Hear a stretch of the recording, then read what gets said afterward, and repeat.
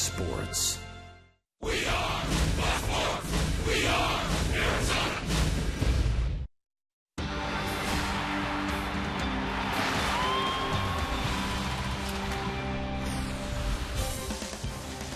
Home sweet home, Chase Field, the Arizona Diamondbacks welcoming in an American League East powerhouse. The Baltimore Orioles are here to take on the D-backs. Arizona looking at the Dodgers in the NL West and the Reds in the NL Wild Card. And we're set for baseball here on Fox Sports Arizona. Good evening from Chase Field and welcome to the broadcast. Steve Berthume and Bob Brentley along the way. The Diamondbacks beginning a 3-game series against these Orioles. The American League East contending Orioles. They play outstanding defense. They have some of the best hitters in all of baseball.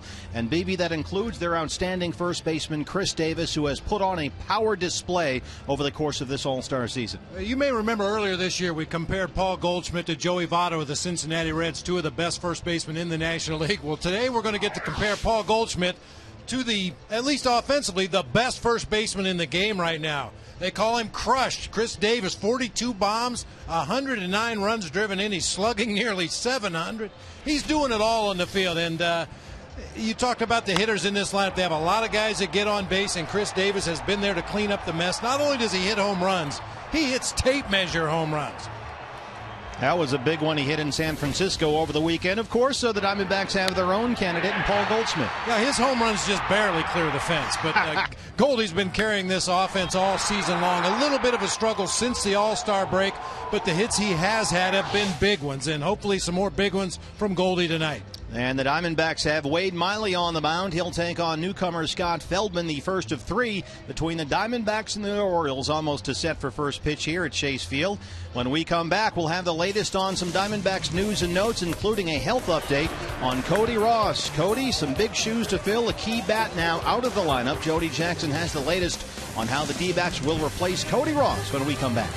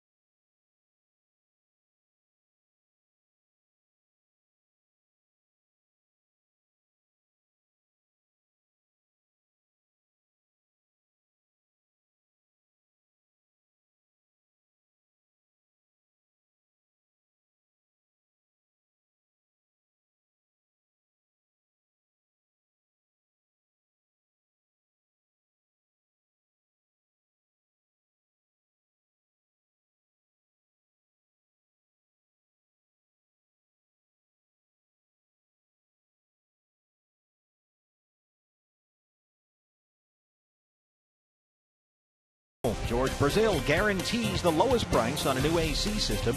Call George today. By Lexus, the Golden Opportunity Sales Event is here. And by Fulton Homes. You're proud to own, we're proud to build. And welcome back. The Arizona Diamondbacks set to go here on this Monday afternoon. A look inside the dugout as they get set for the first of three against the Baltimore Orioles. Jody Jackson with you on the field just outside the D-backs dugout. And we know just how good Cody Ross was against the AL East this year for the Diamondbacks. We know that Cody Ross was hitting .350 actually since the All-Star break. But unfortunately, they will be without his services, it looks like, for the rest of the season. Yesterday early in the game, running to first base, he dislocated his right hip. And for the very latest on that, we have comments from manager Kirk Gibson. I think he may be having surgery tomorrow, but that hasn't been confirmed. When I texted him today, I didn't get anything back today. Yesterday, he was just like, another blip in the road, don't worry, I'll be good. It's kind of how his attitude always is, though.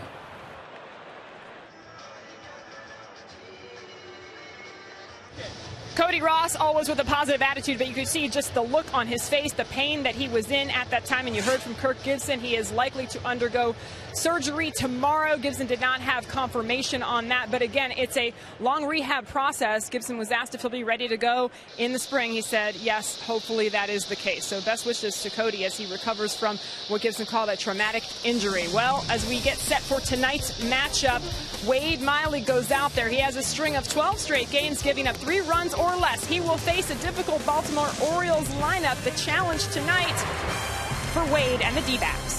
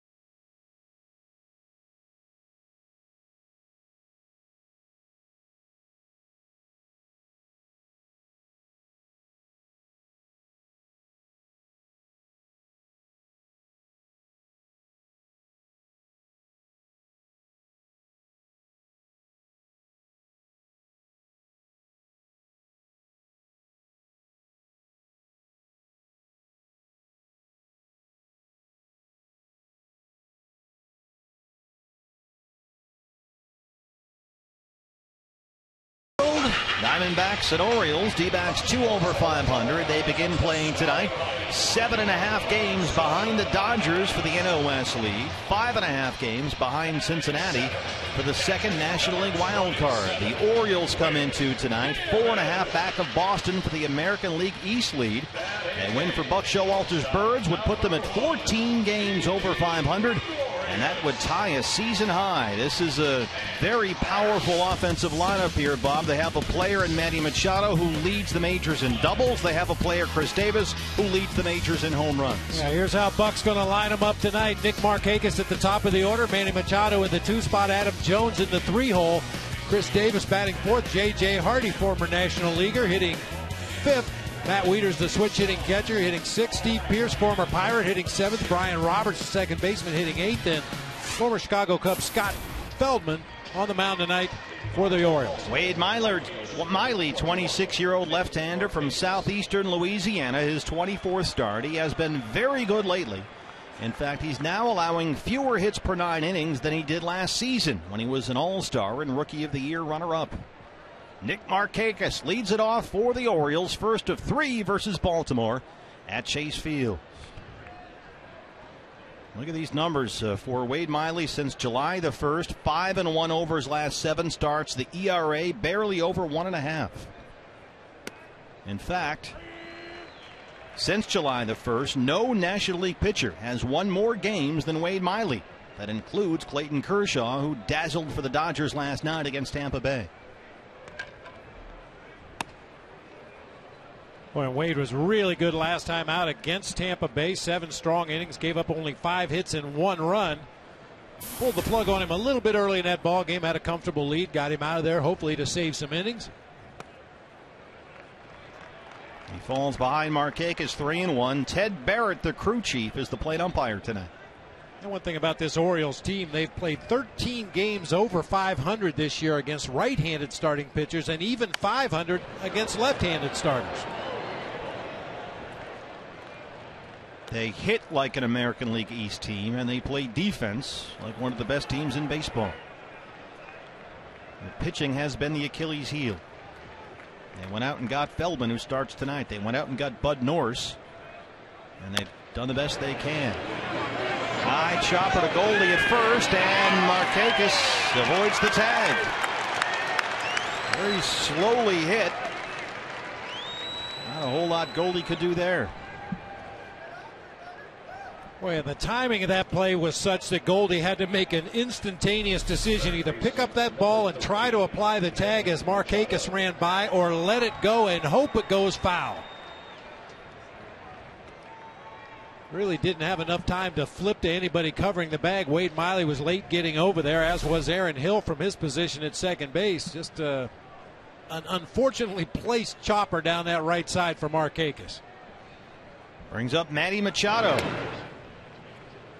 Now keep an eye on Markakis. Machado leading the major leagues with 42 doubles.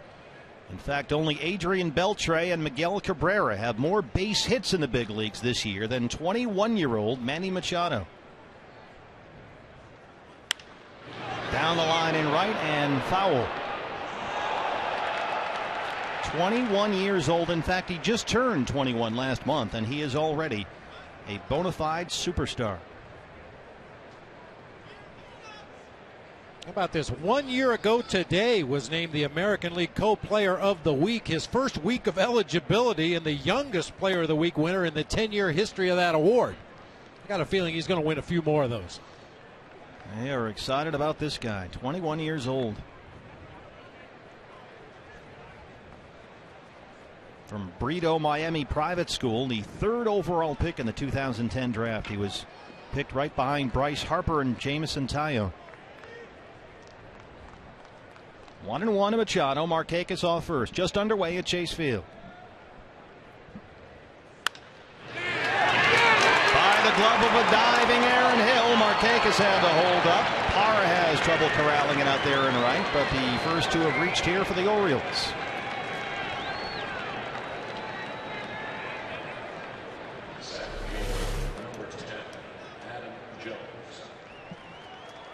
Just out of the reach of Aaron Hill, who was cheating up the middle of the field just a little bit in anticipation of a possible double play ball. Machado able to shoot it by him into right field, where Parra had some issues with it.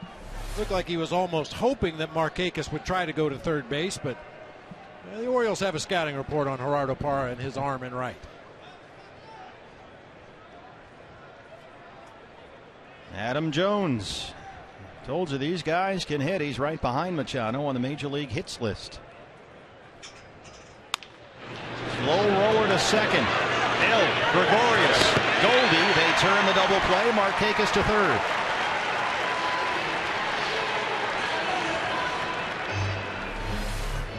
Wade Miley 12th in all of baseball in ground ball percentage, and that certainly helped him out here.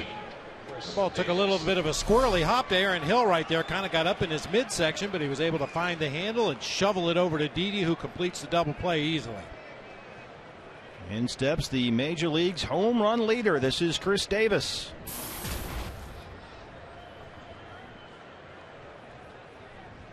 And the shift is on.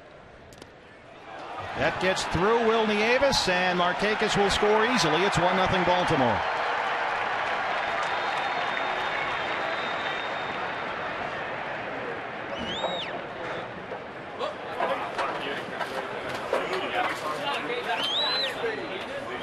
Bob, the wild pitch has been biting the Diamondbacks lately, and it does so again here. Number 63 on the season. That was a fastball in the dirt, and I will try to defend the catchers on those fastballs. You just don't anticipate a major league pitcher throwing his fastball in the dirt. That one caught Will Nieves by surprise, came up out of his crouch and got through that 5-hole all the way to the backstop. So now base is empty, a 1-1 count to Davis.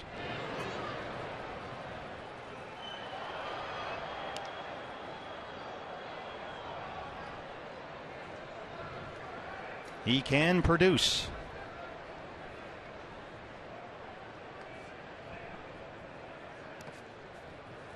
Talked to Chris in the Orioles clubhouse a little bit before the game, and he said this is a great place to hit.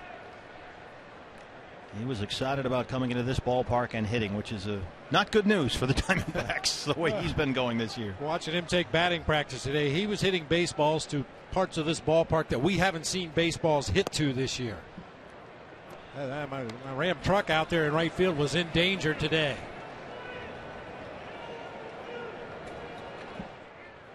Yeah, that was well within range of where Chris Davis was hitting the ball this afternoon.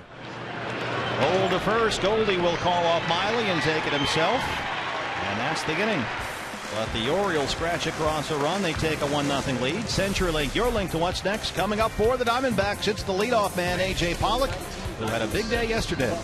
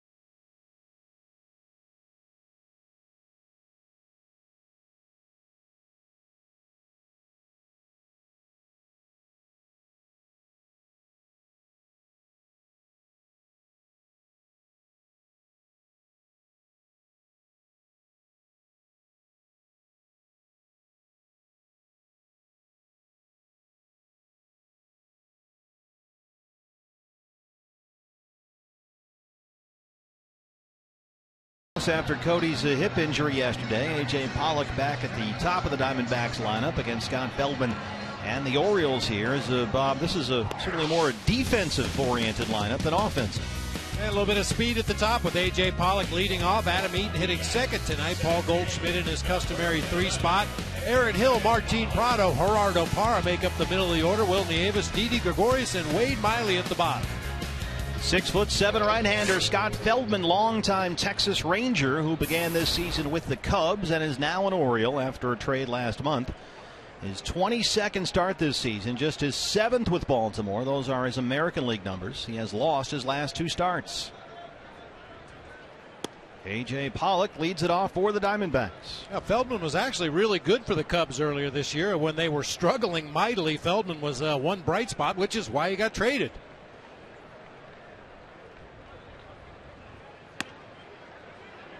1-1. And that's it. You're not going to see him light up that radar gun. Sinker, cutter, curveball, and occasional changeup to a left-handed hitter. He's just a guy that tries to work the corners with some movement, change speeds a little bit, try to throw off a hitter's rhythm. AJ can't hold up there. Here's what he throws. Feldman started the season with the Cubs after signing a free agent deal last November. And as Bob said, pitched pretty well. This is his stuff. He was 7-6 in 15 starts and had done well there, but traded to Baltimore early last month in a deal that sent Jake Arrieta and Pedro Strop to Chicago.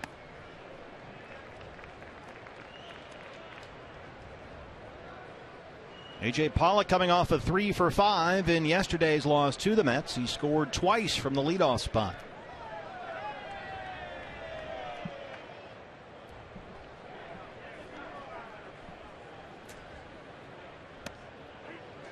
Called strike 3 by Ted Barrett. 1 down in the first. Defensively, the Orioles look as such, and this is a very good defensive ball club. Yeah, they lead the majors in fewest errors, only 34 on the season. It'll be Pierce, Jones, and Markakis left to right across the outfield. Machado and Hardy on the left side of the infield. Robertson Davis on the right side. Matt Wieters, one of the better defensive catchers in the American League, behind the plate for right-hander Scott Feldman. Pierce, Jones, and Markakis left to right. J.J. Hardy, a shortstop, longtime Milwaukee Brewer, and a Gold Glove winner last year. Adam Eaton. They don't boot a whole lot of balls, just a little bit better than the D-backs, who are one of the best defensive teams in baseball themselves. I mentioned the Orioles with 34 errors this season, leading all of Major League Baseball, so obviously leading the American League. The Diamondbacks with 54 to lead the National League. A 20 error differential. It's going to be like one of those pitchers' duels that ends up 11-10. There's the strike, 2-1. 7 or 8 unearned runs. Yeah. Well, we know Wade Miley needs his defense behind him. When he's at his best, he's pounding the bottom of that strike zone, getting a lot of ground balls to his infielders.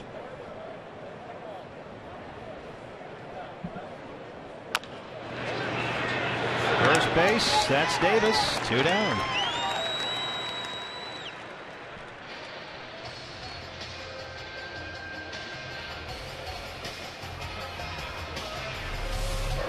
If he can hit this same ball off the plate toward the middle of the field, maybe a chance for Adam Eaton to outrun the play to first, but it goes right to Chris Davis, just a couple of steps over to the bag for the easy out. Paul Goldschmidt leading the National League in RBIs. He is 1 home run now behind the Pirates' Pedro Alvarez for the league lead.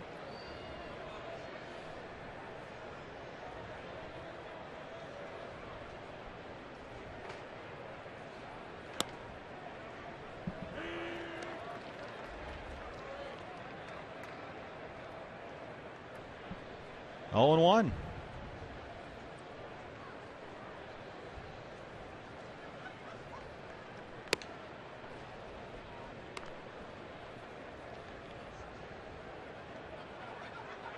Goldie hitting .224 since the All-Star break. He's got 17 hits in the second half of this season. 6 of them are home runs. 2-1.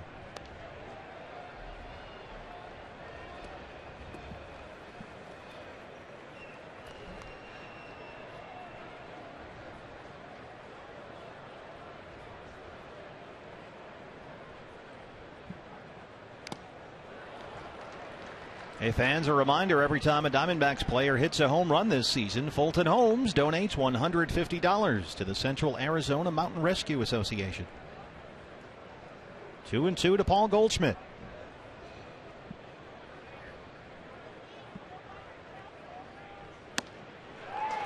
2 strikeouts in the inning for Feldman. We are through 1 at Chase Field. No score. 1-0 Orioles.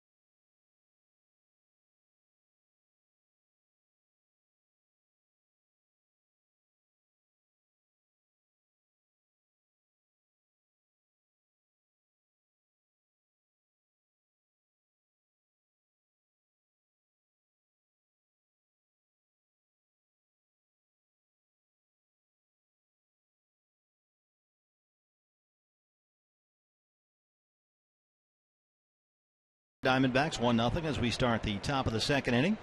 J.J. Hardy in there against Wade Miley. Hardy, Wieters, and Pierce 5, 6, and 7 in the Baltimore second.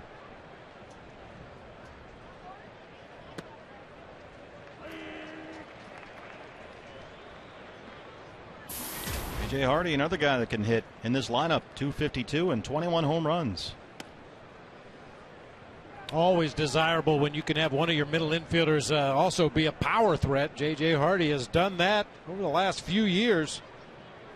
Going back to the beginning of the 2011 season, 52 homers. That's a fair ball down the left field line by a diving Martin Prado. He rolls around the warning track, and J.J. Hardy stops at second with his 18th double. 3 hits already for the Orioles.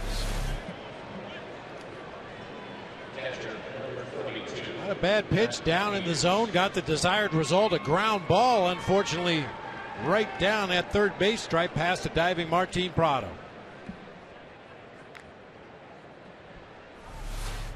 Leadoff man in scoring position now for Matt Wieters, the catcher.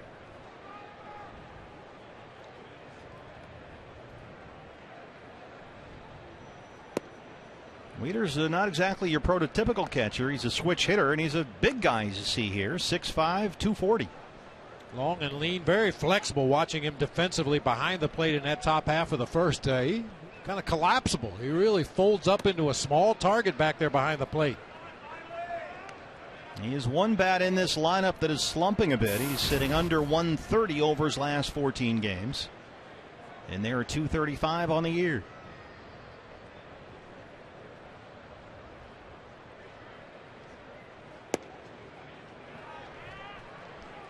Miley behind 3-0.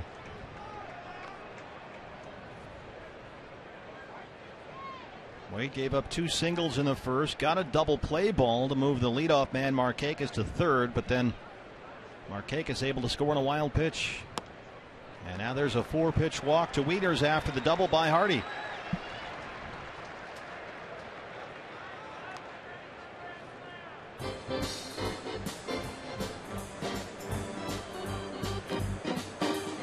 The Orioles this year ranked second in the American League batting average with runners in scoring position, 279. It stands to reason. You look up and down this lineup, and they've got a lot of thunder, not a lot of team speed aside from Roberts at second base, but they got a lot of guys that can hit the ball in the gap and out of the ballpark, and they do a lot of damage with runners in scoring position. Left fielder Steve Pierce at 258 and 3 home runs. Hardy on second, Wieters on first. No outs here in the second.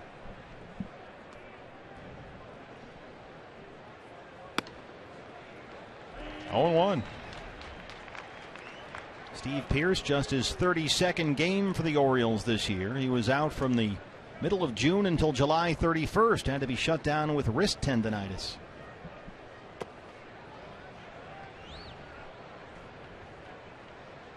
Nate McLouth is their primary left fielder. He's been one of their key offensive cogs, but he is sitting out against the lefty Wade Miley tonight. There's Nate McLouth, one of the guys that makes this team go. Every Oriole will tell you that. 1-1. On the ground to Didi at shorts. High throw pulls Aaron Hill off the bag, but he does get a foot down, so they force Wieters, but Hardy goes to third.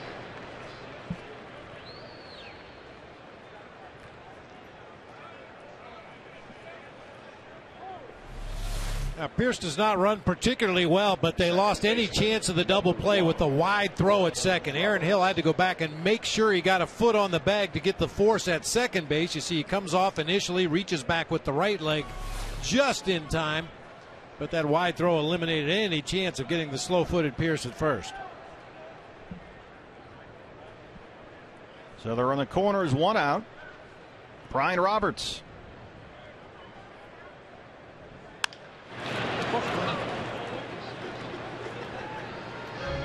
Wayne Laskin pouncing on that one down the right field line. Roberts 234 and 2 homers. And as has been the case with him in recent seasons, he has missed most of this year with injury. Hamstring surgery this spring. Roberts had to sit out 79 games and didn't make it back until the end of June. His 13th season in the big leagues. Hasn't played more than 59 games in a season, going all the way back to 2009, the last time he was able to answer the bell on a regular basis. Base hit to left. Hardy will score. It's 2-0 Orioles.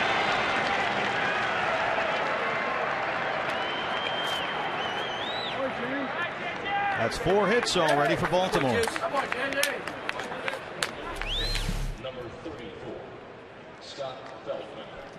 You saw Martin Prado just kind of rock to his left a little bit. That ball shot by him into left field for an RBI base hit for Roberts.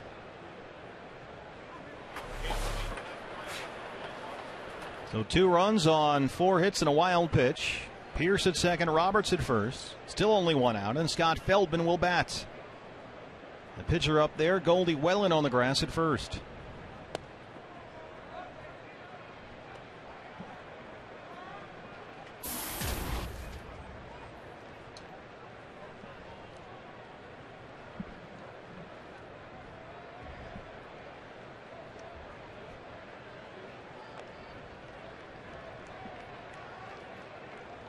Martin Prado signaling in some plays from third base.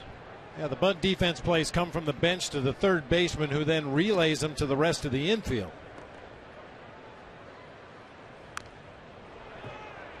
That was the wheel play. You could see Paul, or rather Didi Gregorius, kind of bluffed Pierce back to second base and then broke for third as Prado charged from third base. They were going to try to get the lead runner at third right there, and you get a look at it from up above. When you see that shortstop break for third base that way, that's an indication for the pitcher to go ahead and swing away. You got the infield defense all broken up. There's holes everywhere.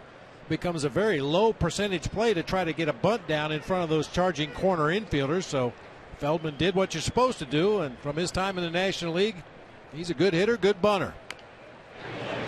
Goldschmidt go to third. Didi gets a foot on the bag. And they can't turn 2. Feldman gets up the line.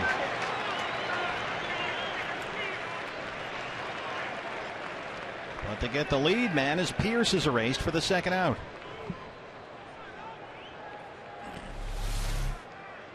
Now there's at least 3, sometimes as many as 5 different plays you'll run with runners at first and second in a potential bunt situation. This is the wheel play once again. That's generally used when you have a slow runner at second. You think you can get the lead guy at third base. That time Didi tried to turn it into a double play, but at least they do get the lead man out there.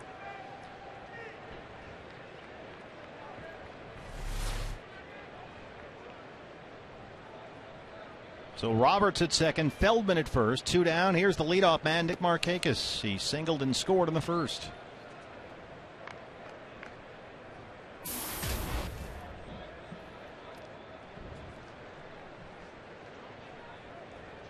Markakis is a guy that hits lefties pretty well. 274 versus left-hand pitching this year, just under 290 for his career.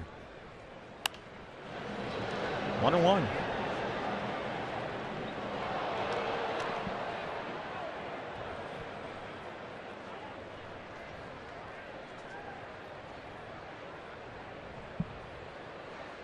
Diamondbacks fell behind 4-0 yesterday after a half inning, and they're behind 2-0 here. So just like yesterday, they'll have to come from behind.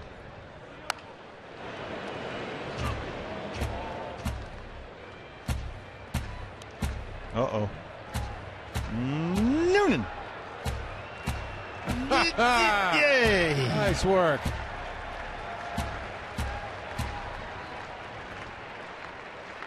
You can sell that ball on eBay, and it'll just about pay for the chiropractor to fix your back. Just dropped 2 pant sizes right there. Very nice, sir. Give it to a kid. I love it.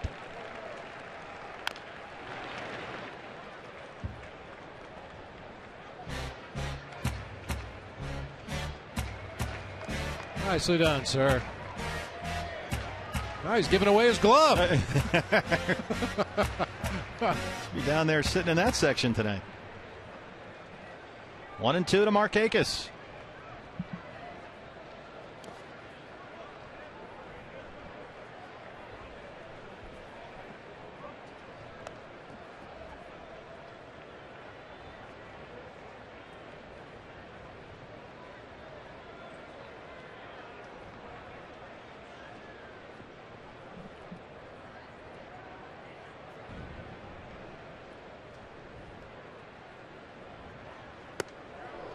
3-2.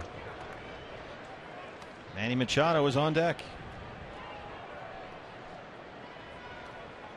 39 pitches so far for Wade Miley, only 20 for strikes.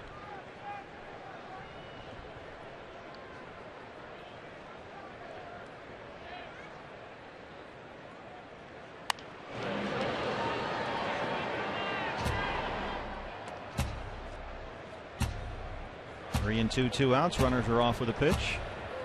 Buck Showalter, the early lead here in his return to Chase Field. His first visit since the 2000 season.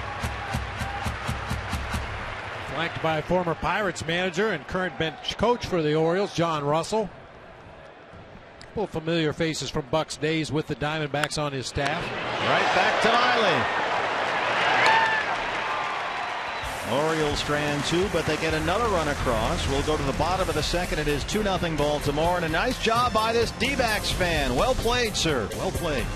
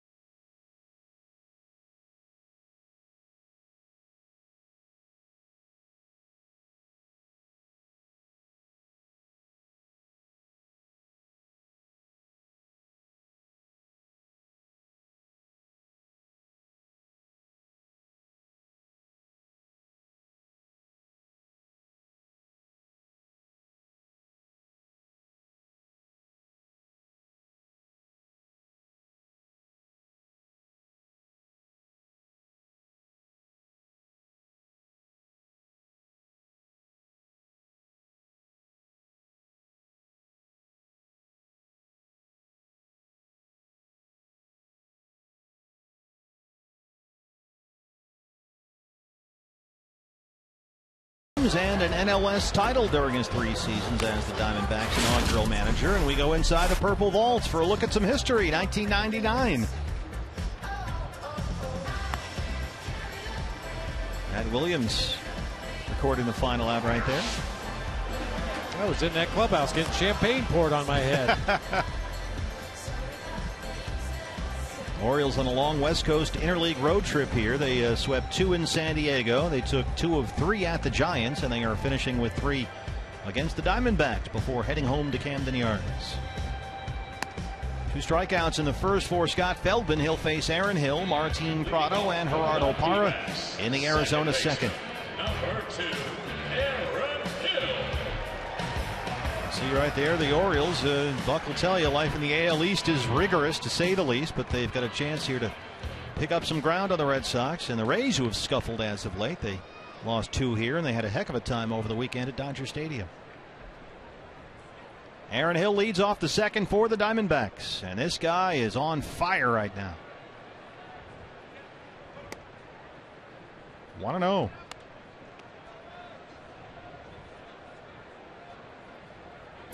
.299, 7 homers. He has recorded 2 hits in each of his last 4 games. He homered here Saturday and Sunday.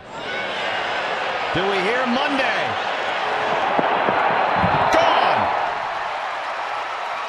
Aaron Hill, 3 games, 3 homers. It's 2-1.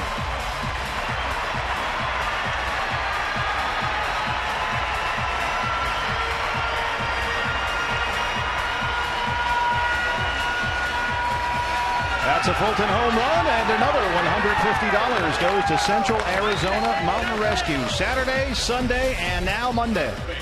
Breaking ball that stayed up in the zone for Aaron Hill. Yeah, his eyes lit up. Got the barrel on that one. Hit it about 3 rows back into the bleachers in left field. Puts his head right down the barrel of the bat at the point of contact. Stay hot. 14th home run given up this year by Scott Feldman. Diamondbacks answer now. Here is the equally hot Martin Prado.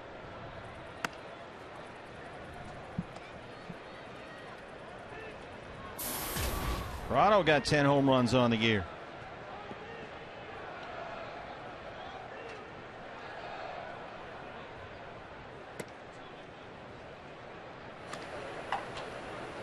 Aaron Hill, holy moly, he's hitting over 400 in August. He's hit now in 8 of his 9 games this month.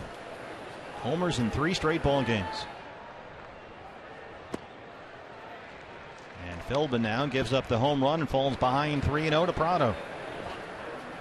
Well, as a manager, you get a guy as hot as Aaron Hill is right now. You'd love to figure out a way to get him up to the plate more than just once every 2 or 3 innings. You know, put a different jersey on him, send him back up there again.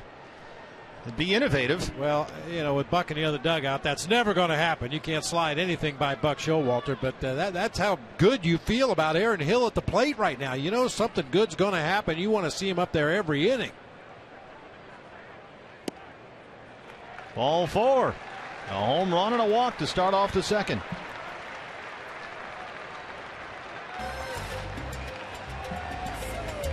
Matt Wieters, conference time.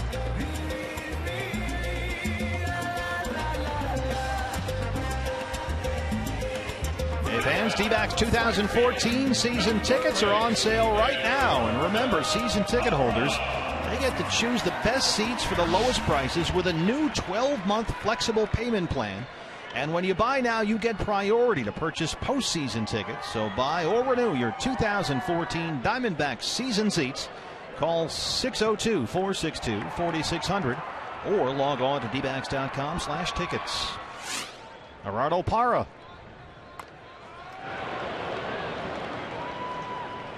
Boy, this has become a regular thing with Parra lately, Bob. Well, he struggled for so long at the plate.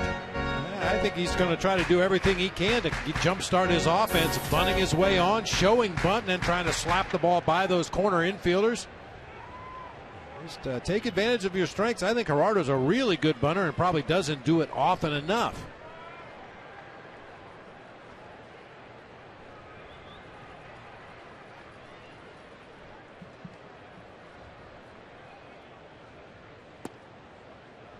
One and one. He's been coming around lately. He's got a pair of base hits in each of his last 2 games, and those few games off last week seem to have done him a world of good.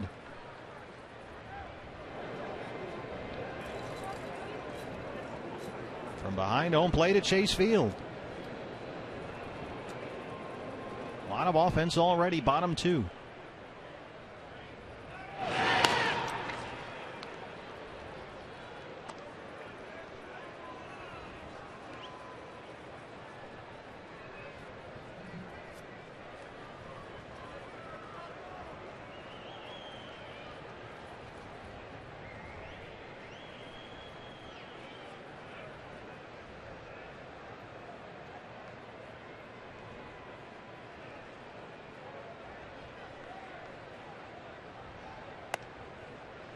Feldman misses there. It's 2-1. Mentioned he had lost his 2 previous starts. Beaten by Boston July 27th at Camden Yards. He lost his last start. That was a week ago Saturday, August 3rd. He allowed 5 runs, had 4 walks in less than 5 innings against Seattle. Longtime Texas Ranger. And because of a couple of off days in the schedule, they have skipped him. He's had 8 days of rest, and they were hoping that that would get him back on track again. Manny Machado. They get the force on Prado. Parra's aboard. Hey fans, FoxSportsArizona.com. All the online local sports coverage you won't find anywhere else. Tyrann Mathieu early standout at Cardinals camp. The Honey Badger. Sun Devils head north. And post-game analysis and reaction from the D-backs and the Orioles. Check it out at FoxSportsArizona.com.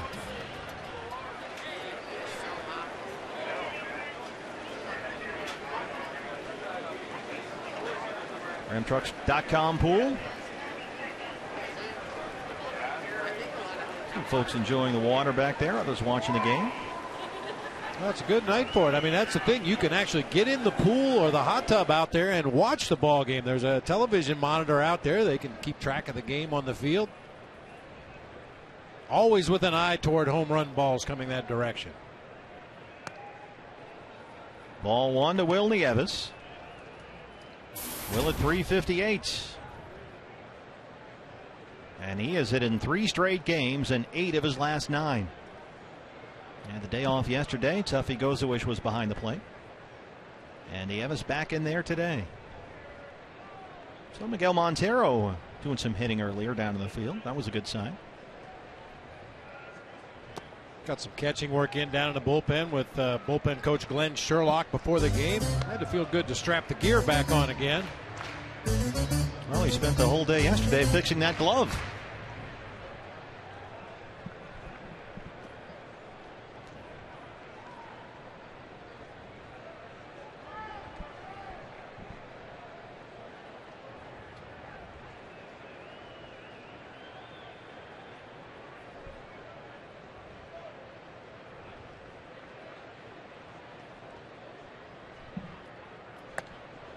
Two and one.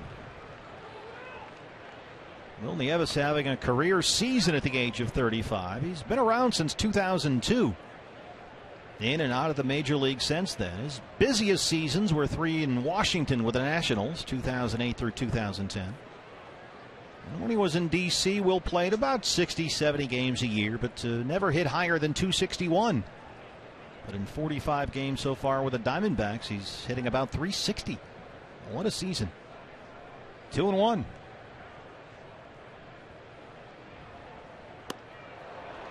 And in his time with the Nationals, it wasn't unusual for Will Nieves to be pinch hit for late in the ball game. But because of the way he's swinging the bat this year, Kirk Gibson has used him as a pinch hitter 14 times. Boy, that must have looked like a beach ball there. Yeah, big, slow rolling curve ball up in the zone. That was really more a change of speed than the actual movement on the pitch that had Will Nieves out front. 2 and 2. There goes Gerardo Parra. Nieves drives it down the left field line, but pulls it foul. Kirk Gibson.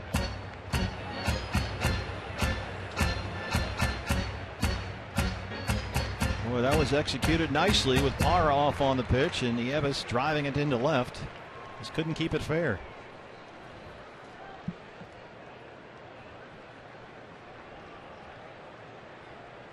Feldman's got an even split so far through 30 pitches, 15 balls, 15 strikes.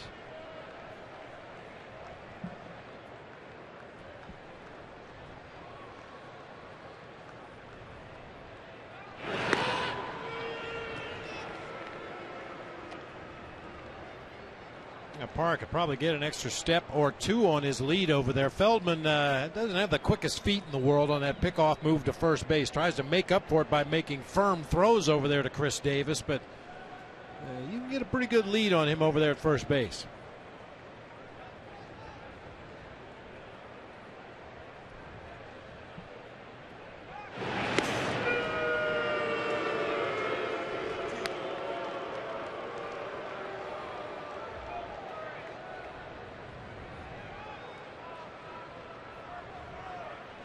What does that tell you?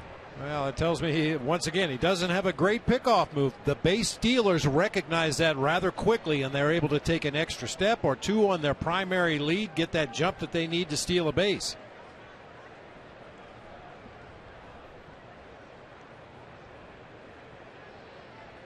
Gerardo Parra off with a pitch. Here's the throw from Wieters.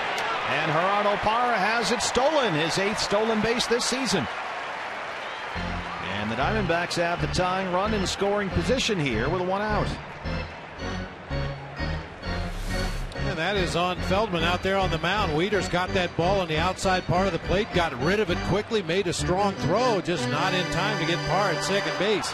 Wieters had thrown out 35% of the attempted base stealers coming into play tonight.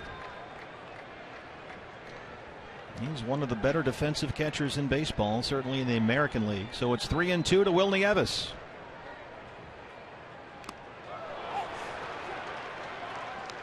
Two down.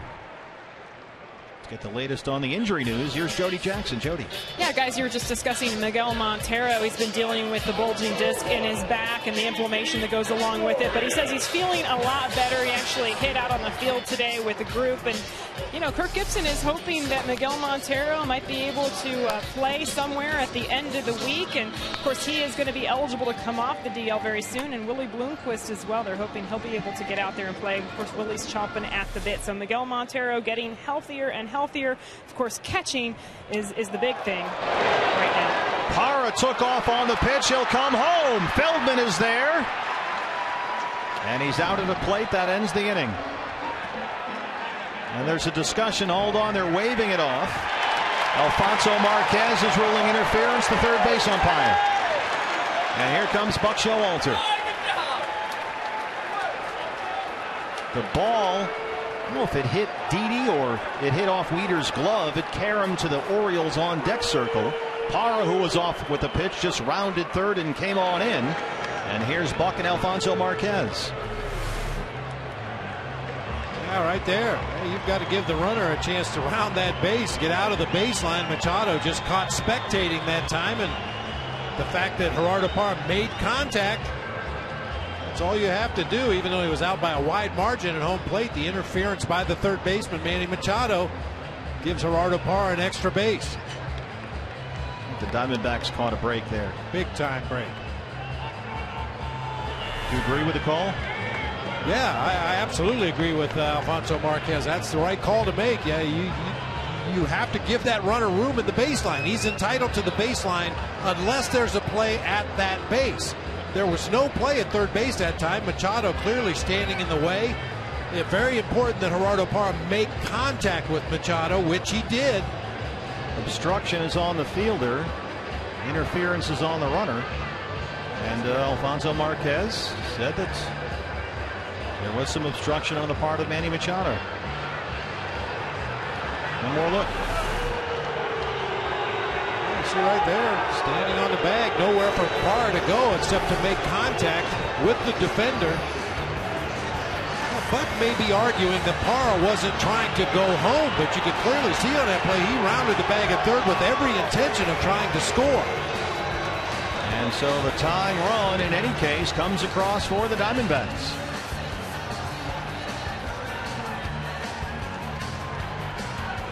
Alfonso Marquez rules obstruction on Manny Machado, and the tying run scores.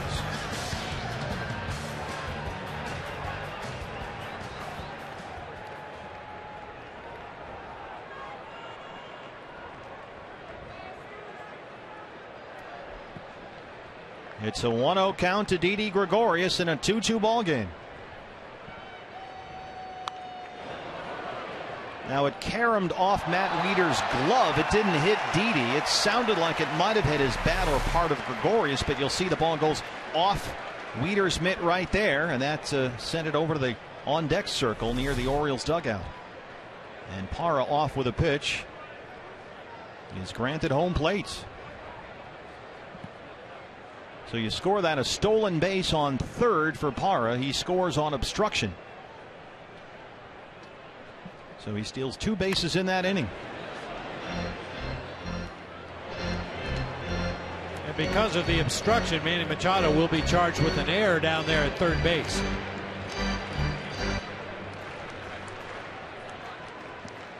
Stolen base, obstruction, E5. It's 2-2. 1-2 to Didi.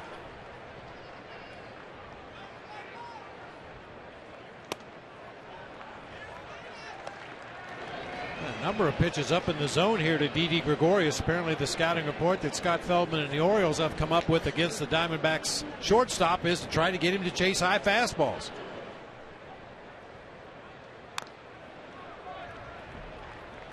That's one thing in a 3-game series or an occasional 4-game series, you always wanted to face the other team's best control command pitcher in the first game of the series, because you're coming fresh out of the advance report, and whatever that report said about a hitter, the guy who can command the baseball is going to execute that advance report.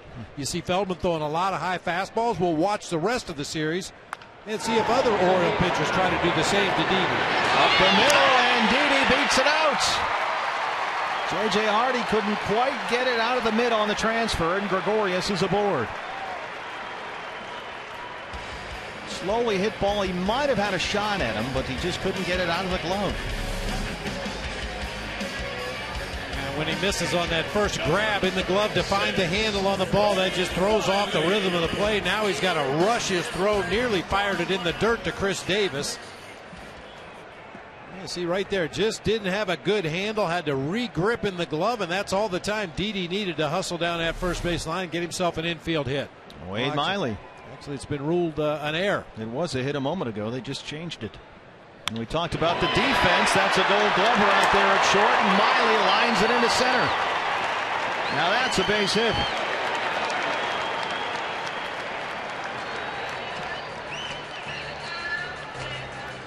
Seen a little bit of everything here so far through 1 2/3. A lot of things we didn't expect to see, but a middle of the zone fastball. Wade Miley ambushes that first pitch, lines it right back where it came from.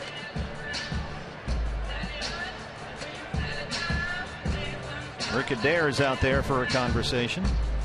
Hey fans, join us for a great evening on Throwback Night, Saturday, August 31st. We saw the Purple Vault. The D-backs will wear the throwback black, purple, and teal jerseys for that game against the Giants on the 31st of August. And then after the game, welcome back former D-back greats Matt Williams, Steve Finley, Gonzo, and many more for the second annual Alumni Game. For more information, you can log on to dbacks.com/alumni. Diamondbacks with 2 on and 2 out now. For the top of the order, A.J. Pollock, who struck out looking his first time up. Talked about how this was a matchup of 2 excellent defensive teams, and so far we've seen a pair of Baltimore errors. One on the obstruction on Machado, and the wall on we just saw on J.J. Hardy. And even though he wasn't credited with an error, Didi Gregorius' wide throw to second base eliminated a chance of a double play earlier in the ball game. So not exactly what we expected to see with the leather so far.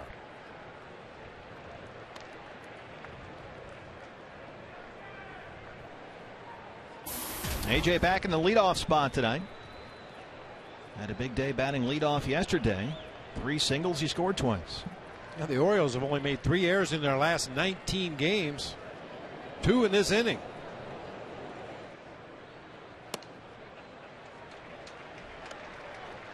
That was the 5th hit of the year, by the way, for Wade Miley.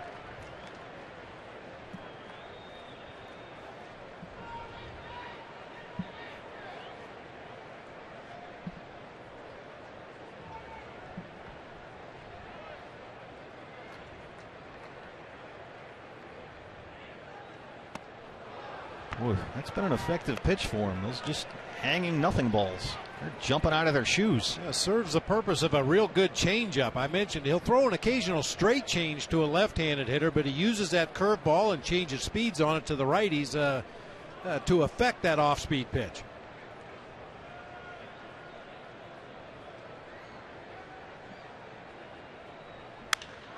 On the ground to second, Brian Roberts from the edge of the outfield grass, and the Diamondbacks strand 2, but they tie it up. It's 2-2. Aaron Hill, his 3rd homer in 3 games. It is 2-2 through 2 at Chase.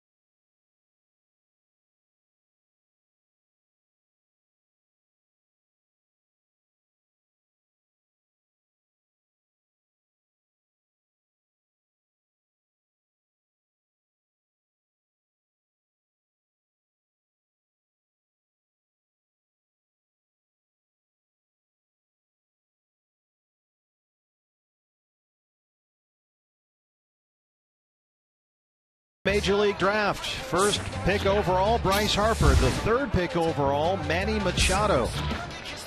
Number 7, Matt Harvey. So far, so good for that group. At 13, you see the White Sox ace Chris Sale, who actually was pitching for the White Sox later that same year. And Manny Machado, out of private school in Miami, the third overall pick by the Orioles in that 2010 draft. He was picked right behind Bryce Harper, and then Pittsburgh had the second pick. They took Jameson Taillon, a pitcher from the Woodlands in Texas, which is the same high school program that produced Paul Goldschmidt. Machado singled his first time up, leading the major leagues with 42 doubles. And this guy's really hitting the ball well this month. He's hit in 8 of his 9 games in August. 5 of those have been multi-hit games. Manny Machado was asked, hey, what's your secret for all these doubles? You're getting so many extra base hits at such a young age. How do you do it? And he said, well, I just swing and I hit the white ball coming at me. And then run. Yeah, Manny Machado, exciting young player. You've probably seen some of his defensive exploits at third base on the highlight shows. This guy is quite the young up-and-coming third baseman. He's going to be a star for years. 1-2. Little nubber in front of the mound. Miley has to hurry, and they just do get Machado up the line. 1 out. Whew. Yeah, close. Wade was being a little extra deliberate on that chopper out in front of home plate, and Machado, you can see right there, busting it down to first baseline, made it a close play. Wow, half a step.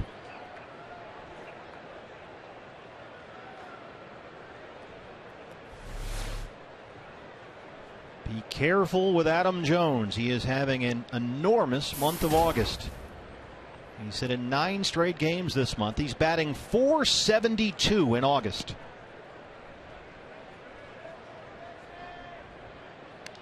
Jones, Jacoby Ellsbury, and Miguel Cabrera, the only major leaguers with at least 4 hitting streaks of at least 9 games this year. 9 straight for Jones right now.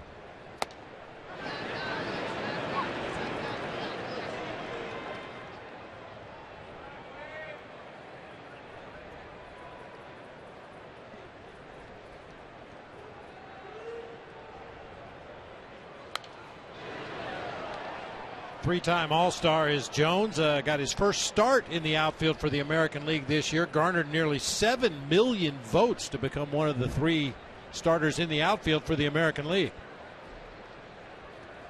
There's his numbers. .472 this month. All 9 games coming in August. That's rolled to short. Didi has to hurry.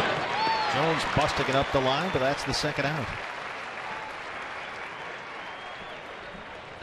Chris Davis hit some long home runs, some really long home runs, like this one Saturday at AT&T Park. Yeah, he just takes such an easy swing at the ball, but it goes so far when he makes solid contact. I mean, you don't see a lot of balls hit there in that ball. No. He grounded out his first time. Some power hitters, you can tell they're power hitters by the way they swing. They're trying to generate power. They use their legs. They use their upper body. They really swing hard with an uppercut swing. Davis is very easy. Everything is nice and smooth and relaxed. But, man, I'll tell you, at the point of contact, he has as much bat speed as anybody. He has 41 extra base hits on the road this year. That is the most of the major leagues.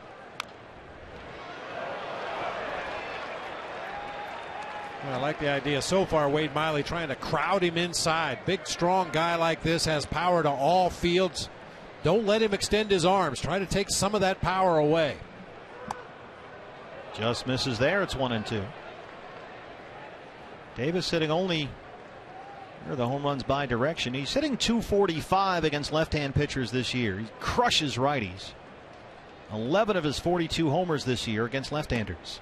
Chases that one, and there's the strikeout. A nice 1-2-3 third for Wade Miley. We'll go to the home half. It's a 2-2 ball game.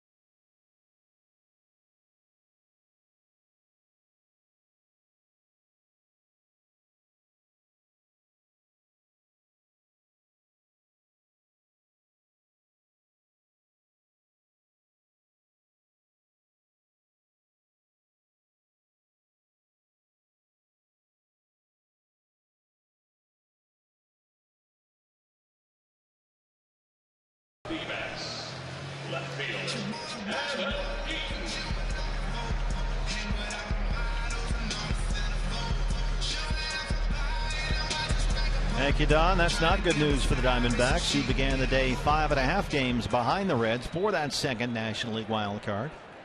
So it's a 2-0 Reds win at Wrigley. It's 2-2 here at Chase. Bottom three against Scott Feldman, Adam Eaton, Paul Goldschmidt, and Aaron Hill. 2, 3, and 4 for the Diamondbacks. Here's a look at the NL wild card. It's a chase now. The Pirates lead the National League Central. They are the division leader there, but the two teams behind Pittsburgh in that division occupy the 2 wild card spots right now, St. Louis and Cincinnati.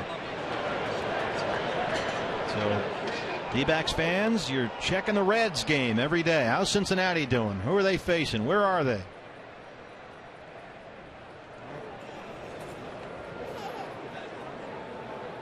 She's got her game face on.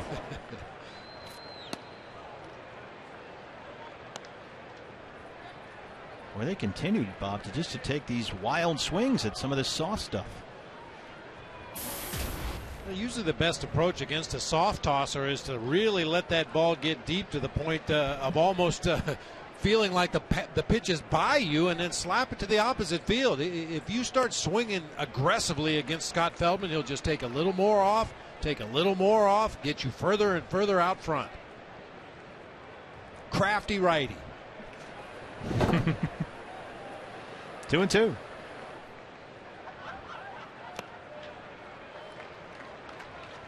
He's worked it full. Adam Eaton has it safely in 4 straight games and 5 of his last 6.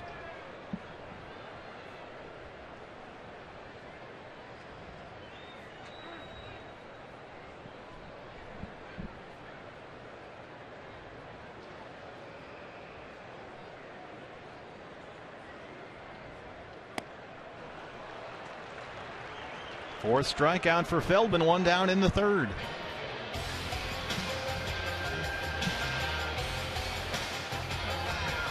Having Pollock and Eaton together at the top of the order, you'd sure like for one or both of those guys to reach base ahead of the Thunder in the middle of the lineup for the D-backs, but Eaton swings right through one that time. It's interesting. All those pitches are up. It's not like they're dropping down and diving in the dirt and guys are chasing. They're missing when those pitches are elevated.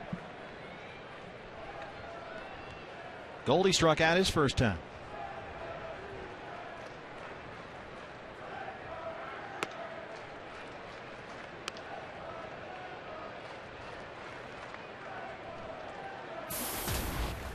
Goldie at 296. He's hitting under 220 so far in August. 1-1.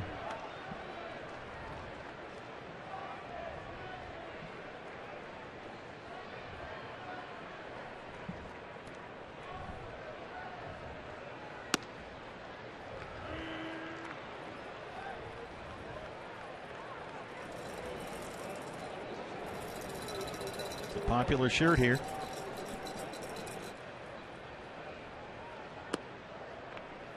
Two and 2. Paul Goldschmidt, last 16 games, maybe a little tired at this point in the year. Some August dog days for Goldie. Wouldn't be surprised. I mean, he is a creature of habit, a creature to his routine. He was out here running with some of the guys on the bench tonight, Matt Davidson and Will Nieves, Cliff Pennington, out running in the outfield at about 2 o'clock this afternoon. And Goldie plays every night. We know that. He's going to play every ball game.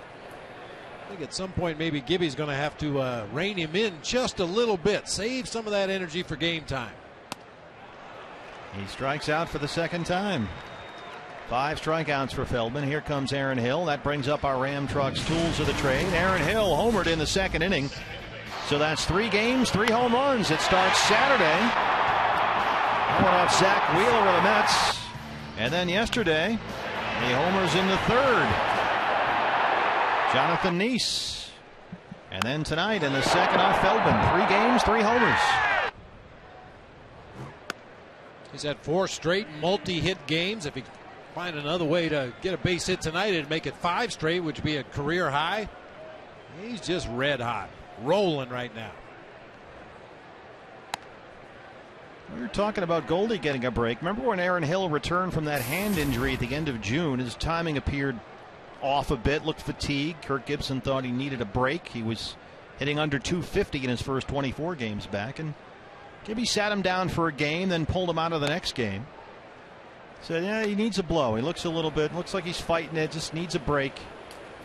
And that worked, because since July 24th, Aaron has hit .385 and slugged almost .700. Since that little game and a half off, it's been hard to get him out.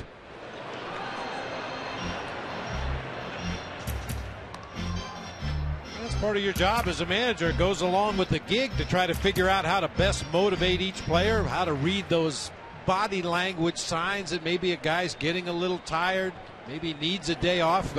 Gonzo was up here visiting in the booth before the ball game. All I had to do was tell him, boy, you look a little tired. That was it. He was going to go on a rampage. Manny Machado. He's got a strong arm. It's a 1-2-3 third for Feldman. We are through 3. It's 2-2.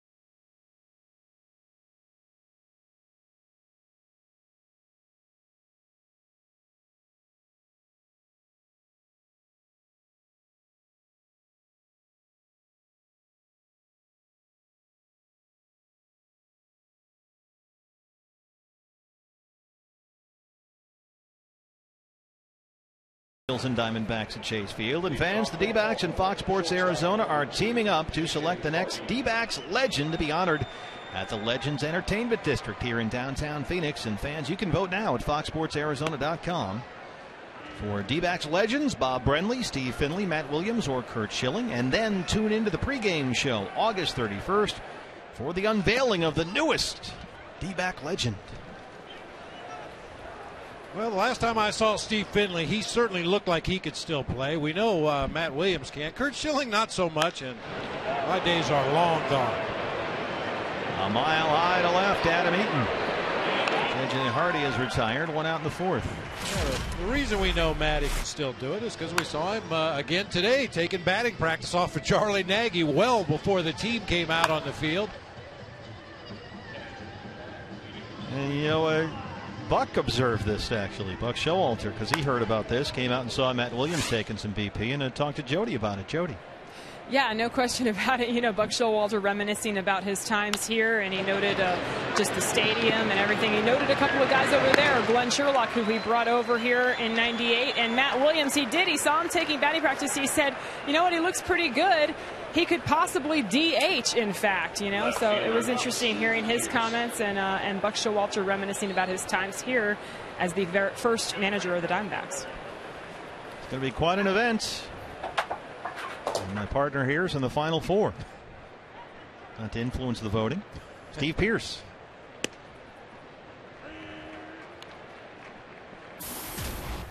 Steve Pearce is 30 years old. He's had over 100 at-bats in the big leagues only 3 times. And never more than 165 in a season. He showed some flashes from time to time with the Pirates, and it seemed like every time they were just about to award him an everyday job, he'd go in the tank for a couple of weeks and end up battling for playing time again. Base hit. Snaps his streak of 6 straight retired by Miley. And the Orioles have a 2-out base runner. Yeah, Steve Pearce has, in one point, has been the property of the Pirates, the Twins, the Yankees, the Orioles, the Astros, the Yankees again, and now the Orioles again. The moral of that story is don't burn bridges. Or unpack. Yeah, or unpack. Yeah, save all your duffel bags. You never know when you might need them again. Brian Roberts.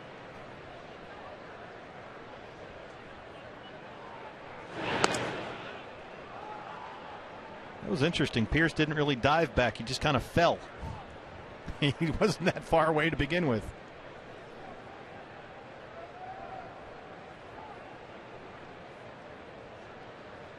Brian Roberts, an RBI single, his first time up.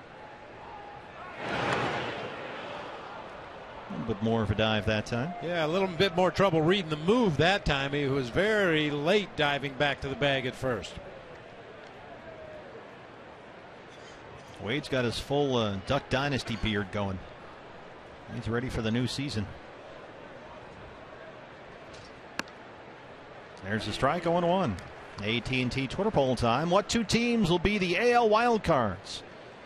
Orioles, Rangers, Rays, or A's? Tweet your vote to @Fox Sports Arizona. BB, what do you think? I don't know. I still think the A's have a good chance of winning that West again. I picked them last year when they were behind by about 3 or 4 games with a week and a half to go. I still think Oakland's going to win that division. So Texas would be one. Yeah, Texas would be one, and I liked what I saw from that Tampa Bay team when they were in town. Even though the Diamondbacks swept that series, that's a good-looking ball club. We didn't see their best on the mound. Yu Darvish almost no-hit the Astros today. That was a wild ball game. Darvish had a perfect game going. Ron Kulpa was the plate umpire. Called a walk. A.J. Przinsky, Darvish's catcher, got ejected in the middle of the no-hitter, arguing the call.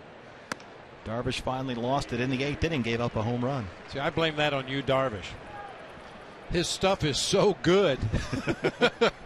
It's not only hard to hit, it's hard to catch, and it's hard to umpire. That was a nasty slider down at the bottom of the kneecaps. He struck out 15. And the Diamondback can speak to that. Twice this year, Darvish struck out 14 D-backs. It's going to be interesting Cy Young call, I think, between Scherzer and Darvish in the AL. Are you wavering a little? You picked Darvish very early. I did pick on Darvish. This year. Well, Max Scherzer just keeps winning games. That's all, yeah. Even without a whole, especially great bullpen out there in Detroit. 1-2. Right field, Gerardo Parra. That's over his head. It rolls to the wall. Steve Pearce will come in and score. It's 3-2 Baltimore. RBI double for Brian Roberts, his 6th of the year.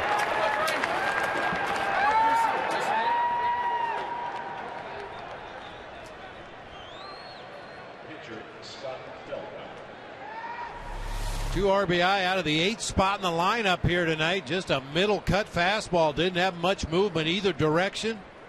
Roberts golfs it out there in that gap in right center field. Boy, you'd really like to bury those guys at the bottom of the order, but Pearce with a hit and a run scored. Roberts with 2 hits, 2 RBI. And now the Orioles will clear their pitcher, Scott Feldman, here in the top half of the 4th. Wade Miley had a 1-2-3 third. He had retired the first 2 here in the 4th, 6 in a row, in fact, but then a single by Pearce and a double by Roberts, and now it's 3-2-0s.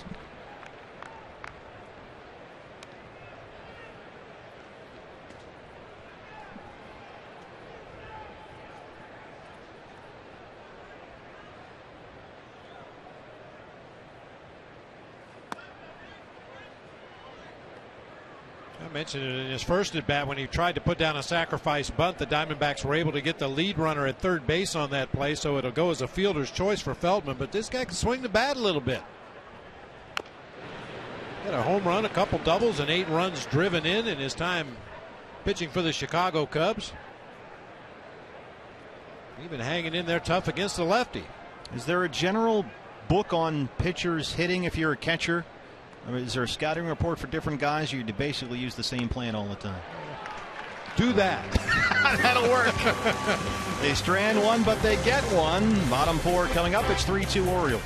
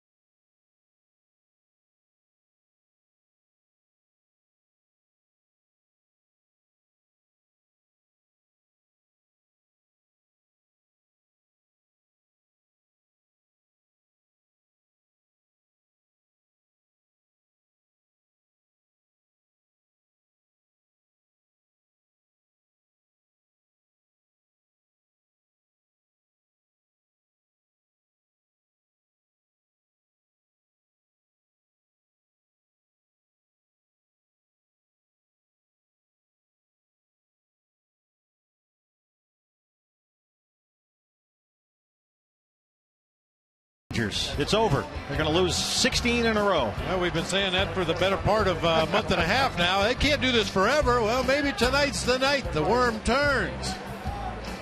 7.5 right now. Dodgers just beat up Tampa Bay over the weekend. Clayton Kershaw was fantastic last night. And Alasko on the mound tonight, trailing 2-0. It's 3-2 here at Chase Field. The Orioles lead the Diamondbacks, set for the bottom of the fourth inning. Scott Feldman will face Martin Prado, Gerardo Parra, and Will Nieves, 5, 6, and 7 in the Arizona fourth.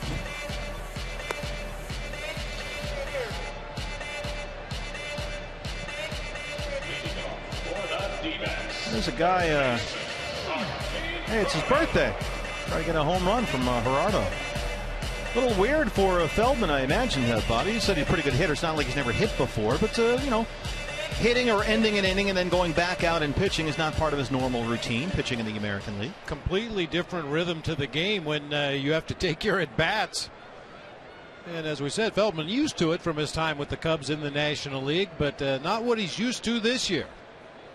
Martin Prado walked his first time up. Straight as a statue on the first pitch again. It's 1-0. Martin Prado over the last 30 days hitting almost .340. Only 8 players in the league have more hits over the last month.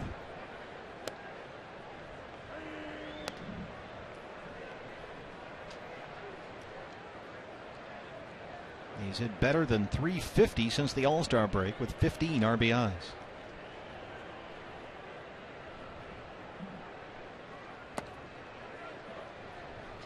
Hey fans, anytime the D-backs score 6 runs or more, Taco Bell is giving away 3 free tacos with the purchase of a large drink between 4 and 6 the following day at participating locations.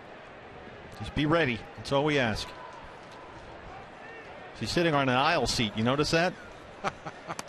Just in case we have to quickly leave the area, we're right on the aisle.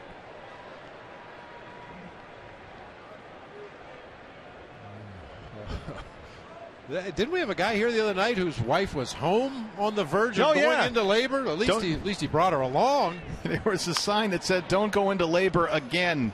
I'll be home after the D-backs win." I think she's since filed. That's a fan right there. Yes, indeed. Whole family out at the ball game. 3-2. He did not go, says Mike DeMiro at first. Leadoff man on for the Diamondbacks, and that's the second walk here for Martin Prado.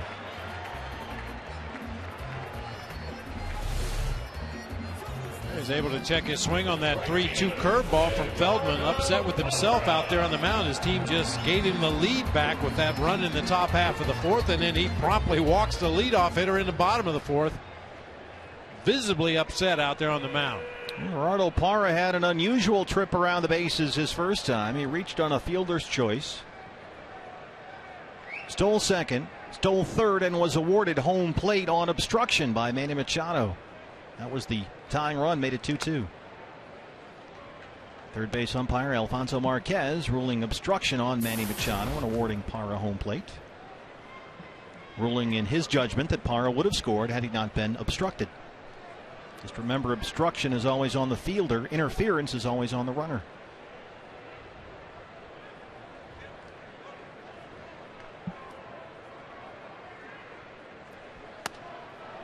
Two and 0. The view from the RamTrucks.com pool area, you can see it right behind the outfielders there. And not very high off the ground. You get a good look.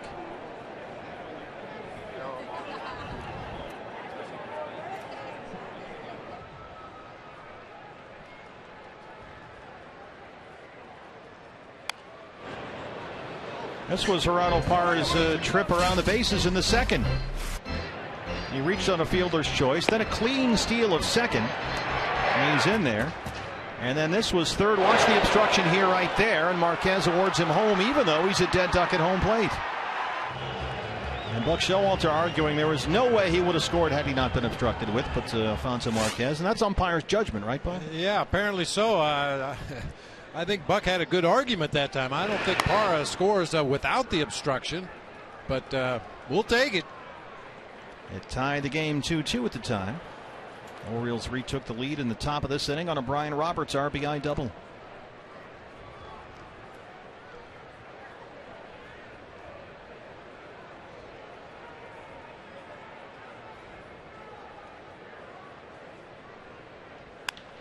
Hard down the line and foul.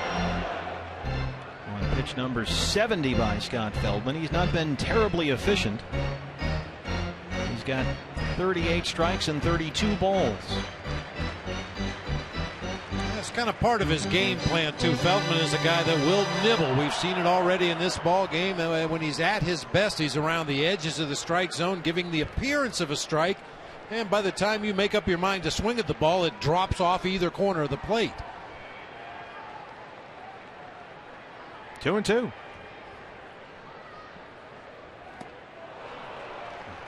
He's got 6 strikeouts, 1 out in the fourth.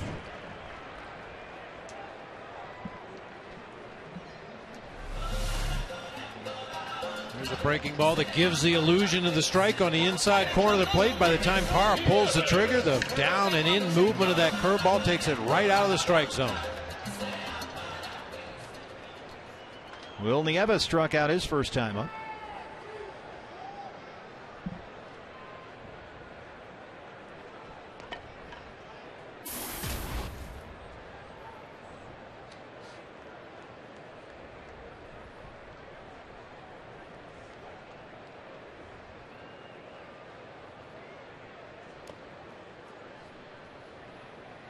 I talked about Wieters earlier. For a big catcher, 6'5", 240 pounds or so, he moves so effortlessly behind the plate. A lot of times a big boned, big bodied catcher really labors to move around behind the plate, but Wieters very athletic, very easy movements back there, very quiet.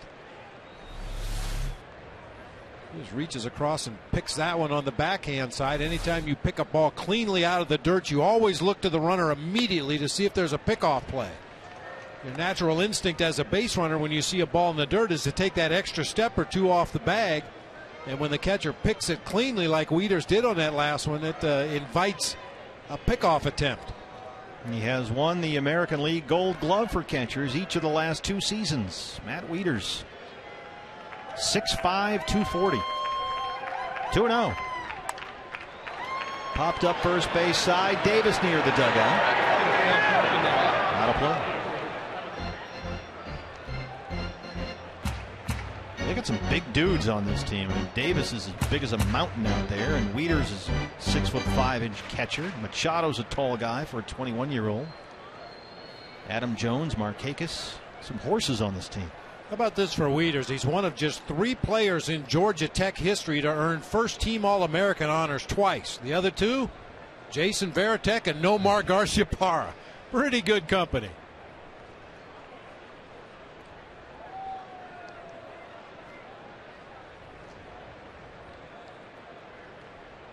I'm a rambling wreck from Georgia Tech, and I'm a hell of an engineer. 2-1.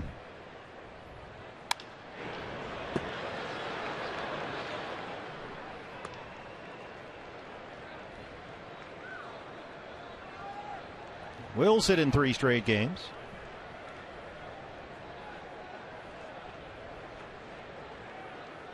It's funny, Wieters kneeling is almost as tall as our guy standing.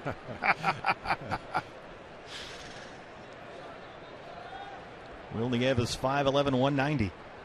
2-2.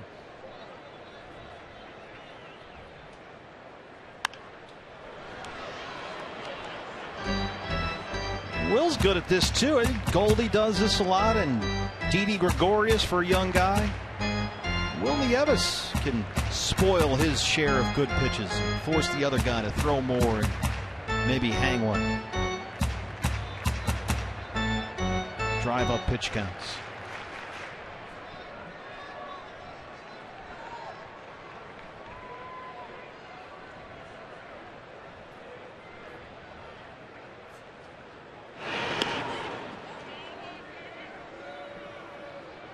Martin Prado, 3 stolen bases. He's been caught 5 times.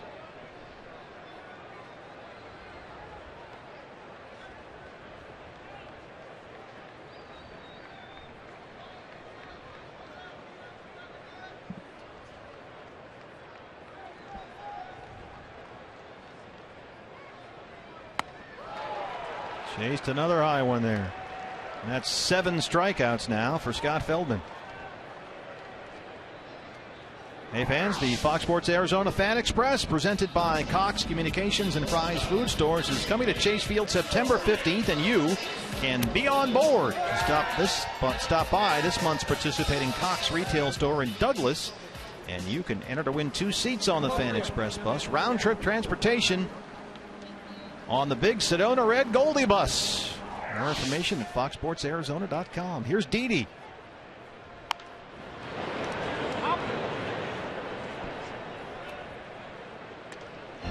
Well, that little hanging nothing ball that Feldman throws must just look like a beach ball, because they're still swinging out of their shoes at it. He's got 7 strikeouts, and it seems like every one has been on the same pitch. If you watch the velocity on those pitches, though, they're not all the same. They look like the same pitch, but just subtle differences in velocity. One will be 77, the next one will be 72, and then he'll throw one at 76. Just enough to throw your timing off.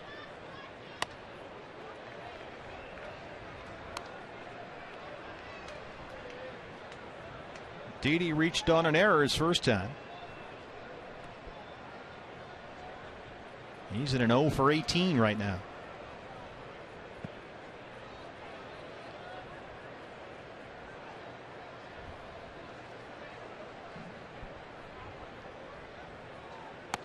Prado bluffs, and Wieters jumps up there.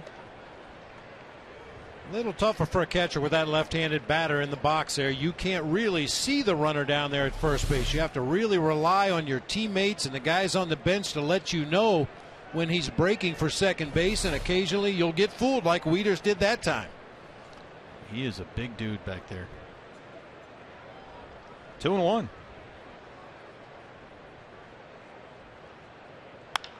Didi fights it off and drops it into shallow left.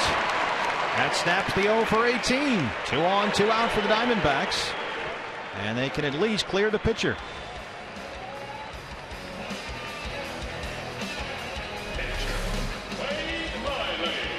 Sinker away. Didi stays right on it, just flips it into left field. Little soft line drive ahead of Steve Pearce out there. Yeah, hopefully that's the start of big things for Didi. He's been scuffling for quite a while. Wade Miley, hard shot to center his first time up for a base hit. See if he's feeling hitterish again here. See if he gets another meatball on the first pitch. He'll cut her right in on his knuckles that time. If you're going to act like a hitter, I'm going to pitch you like a hitter. Does he have any fingers left after that? This is just eats him up. Get off me, ball.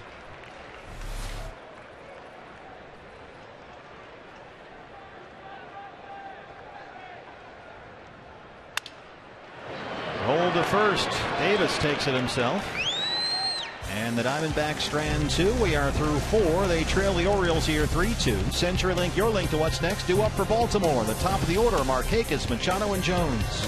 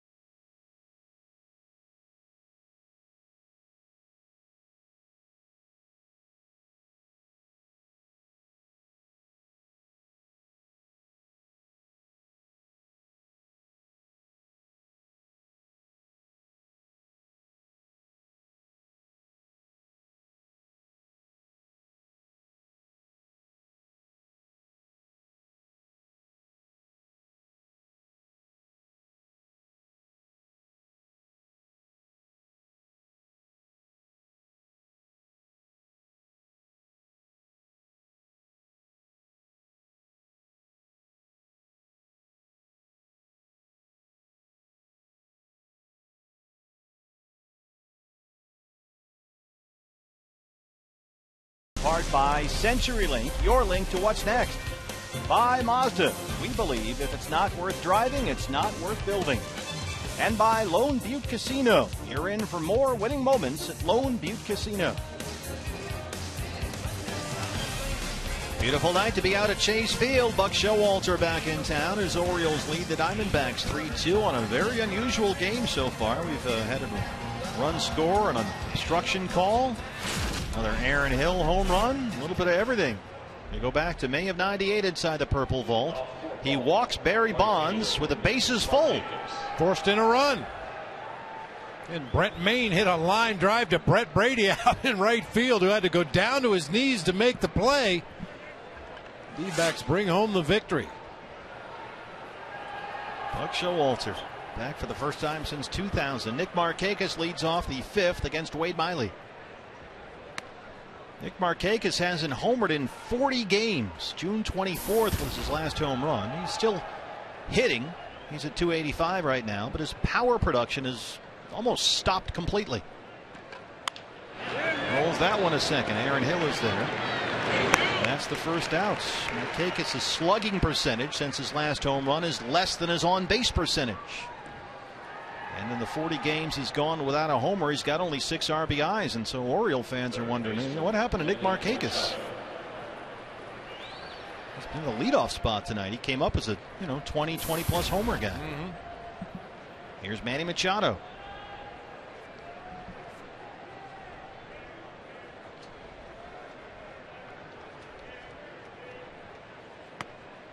Machado singled in the first, grounded back to the mound in the third.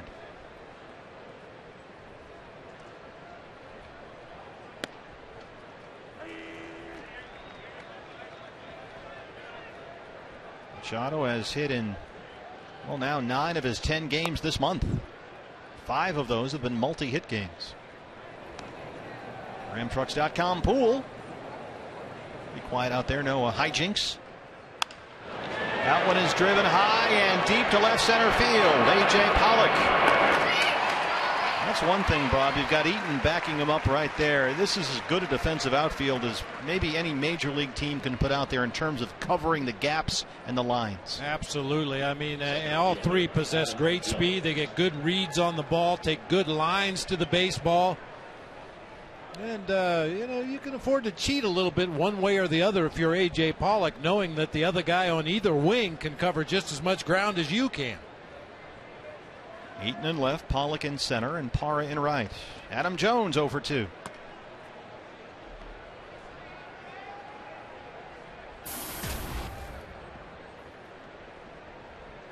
Having another big year. He was brilliant last season in Baltimore. Hit .287, had a 32 homer season, played in every game, finished 6th in the AL MVP voting. He's a borderline WW, though. 93 strikeouts on the season, only 16 base on balls. Up the middle off Miley. Didi is there, though. That's a 1-6-3. We'll see if Wade Miley's okay as he walks back to the dugouts. Home half of the 5th on the way. Diamondbacks down 3-2.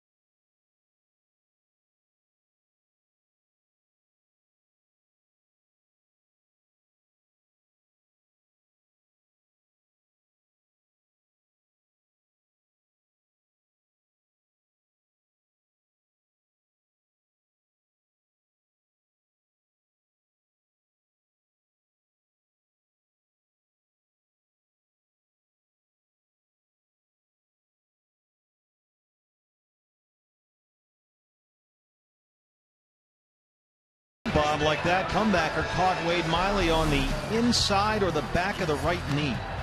You can see how he falls off the mound to that third base side, not in great fielding position. He's been hit a few times this year with comebackers out there on the mound, and as accomplished as Wade Miley is in the early part of his career, this is something that he's going to have to get better at, get in a better fielding position. He's a ground ball pitcher. Ground ball pitchers tend to get a lot of balls hit back through the mound. I constantly go back to Greg Maddux. Greg Maddux, once he let that ball go, he looked like a shortstop out there on the mound. He was ready to react, ready to make plays because he knew he was going to get a lot of comebackers. Well, Wade Miley went directly into the Diamondbacks clubhouse as soon as he walked off the field, and we don't see him back in there yet. There is no one throwing for the Diamondbacks in their bullpen. So we'll keep a close eye on that as A.J. Pollock leads off the 5th. A.J. has struck out and grounded out 0 for 2.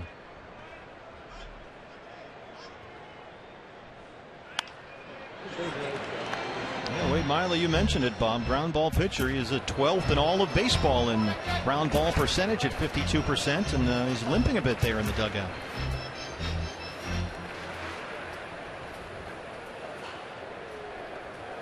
It's happened to him a number of times this year. AJ lays off that. It's 2-1.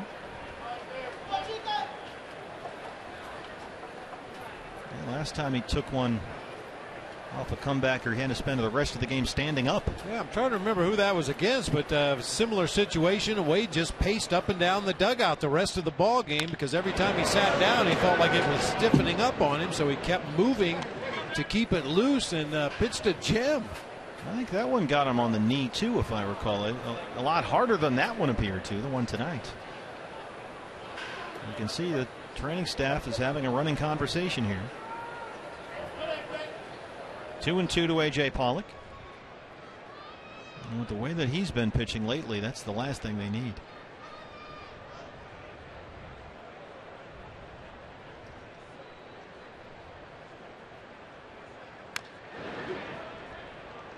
One thing about facing this Baltimore lineup, which is so good, you have to think that the Diamondbacks really have their three best in this series in Miley, Delgado, and Corbin.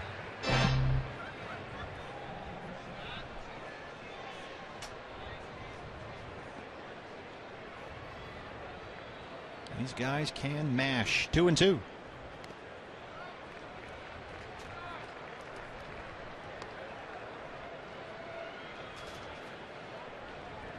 Well, Adam Jones, probably one of the best players nobody knows about. I mean, I mentioned he got more votes than anybody else in the outfield in the American League. A lot of those came from the East Coast, but people in National League cities, you hear the name, you see the highlights from time to time, but those that watch Adam Jones play every day insist he's one of the best players in the game. First round pick by Seattle in the 03 draft from Morse High School in San Diego. 3 All-Star appearances, 2 Gold Gloves. He was an All-Star this year. 3-2. Driven to right, Markakis can't get there. It rolls to the wall, and AJ takes the turn. He will head for third.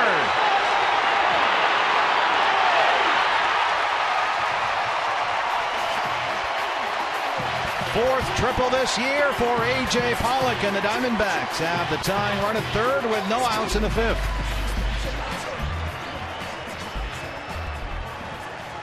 Good because he made it, but once again, Diamondbacks base runner running right through Matt Williams' sign.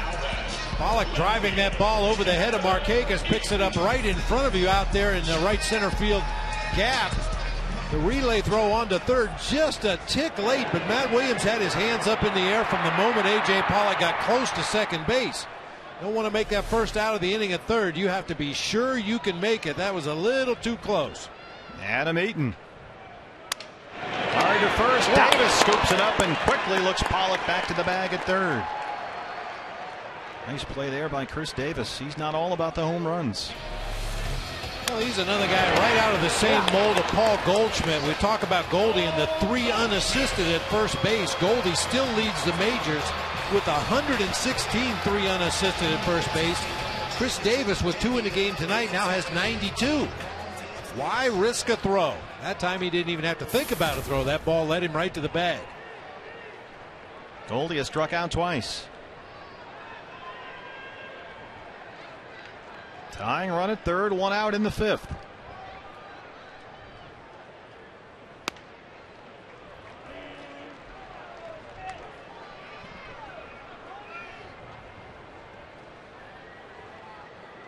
Well above major league average, getting that run home.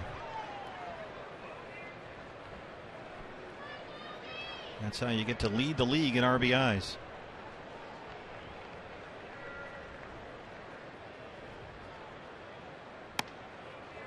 Oh, 0-2.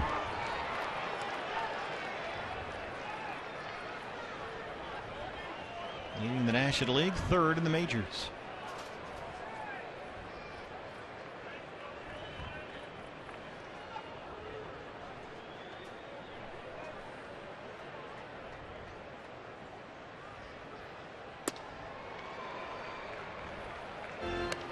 That was the old change the eye level fastball there. Up above the shoulders from Feldman. If he throws one up that high, it's intentional.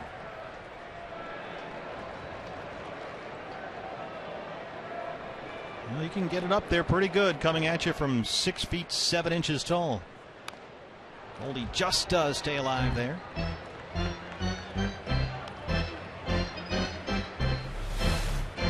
Yeah, Just gets a piece of this sinking fastball at 92. Best fastball we've seen from Feldman in this game so far. Approaching 100 pitches.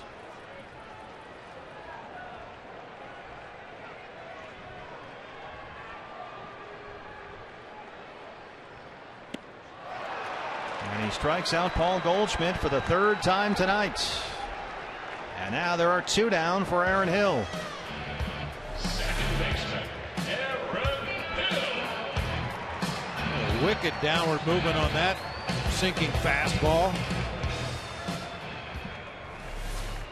Well, the Diamondbacks have got to find a way to get this run home after the leadoff triple by Pollock, a ground ball by Eaton, a strikeout by Goldschmidt. And here's Hill, who homered in the second. 1-0. Aaron hitting over 400 in August. He's hit in 8 of his 9 games this month.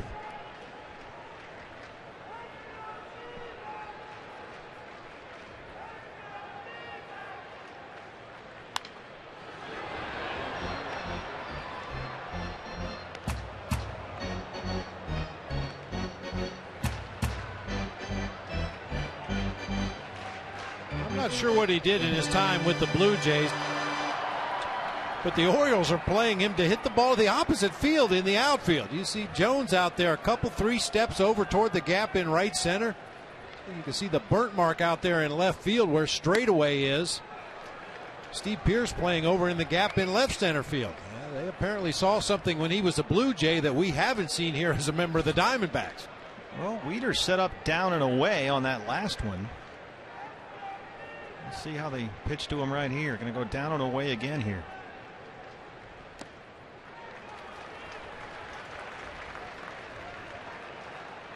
Yeah, this is one of the best pull hitters, as you can see right there. The spray chart is fairly one-sided. Yeah, the 3 hits to right field, I think, were all cue shots off the end of the bat. Yeah, he was trying to pull the ball. He just hit him off the end of the bat and squirted him the other way. 3-1. Popped him up. Leaders will give it a look behind the plates. Right side of play.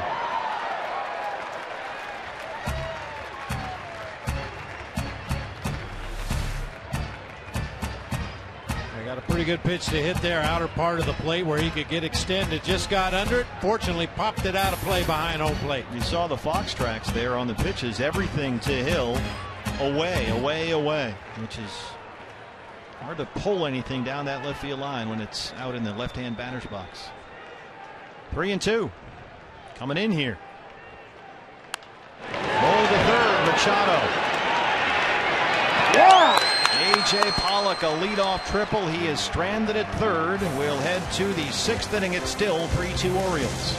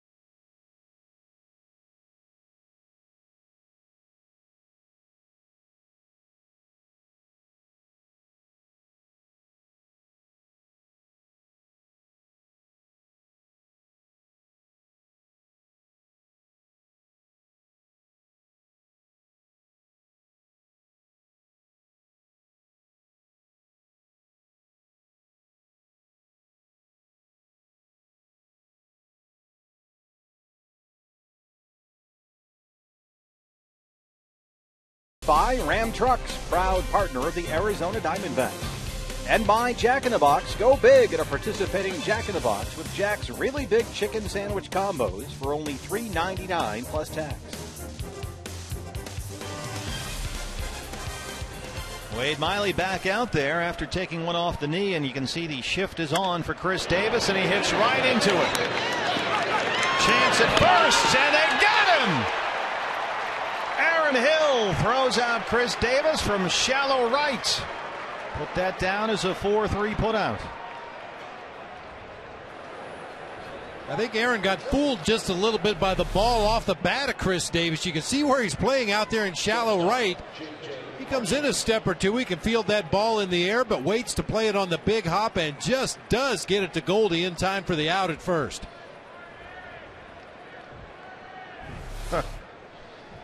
J.J. Hardy. That would make me mad if I was him. I mean, you're not supposed to do that. He usually avoids that by hitting it over everyone's heads. Yeah, beat the shift by hitting it to fans in the stands. Check the condition of Wade Miley's knee. The comebacker appeared to glance off. Would have been the back of the knee or the thigh on the right leg for Wade. Doesn't appear to be limping noticeably at all.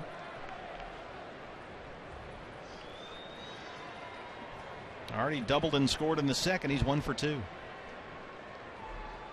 Drives that one to center. A.J. Pollock came in, now backs up and drifts toward the track for the second out.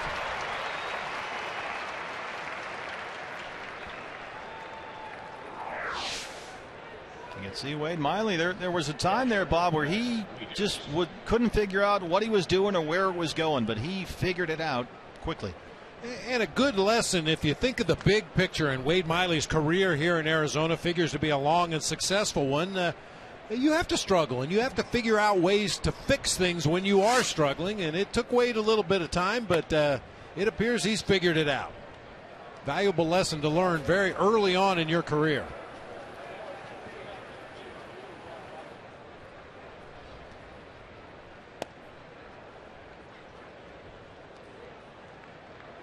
Well, Wade Miley during his recent run has simply become less hittable. Opponents since July 1st batting only .210 against him. Here's a strike to Wieters. It's 2-1. He's allowed only 4 home runs in his last 7 starts. And this is a typical Wade Miley start in terms of how he's been effective. He has only 2 strikeouts. He's walked only 1. And he's getting a lot of ground balls.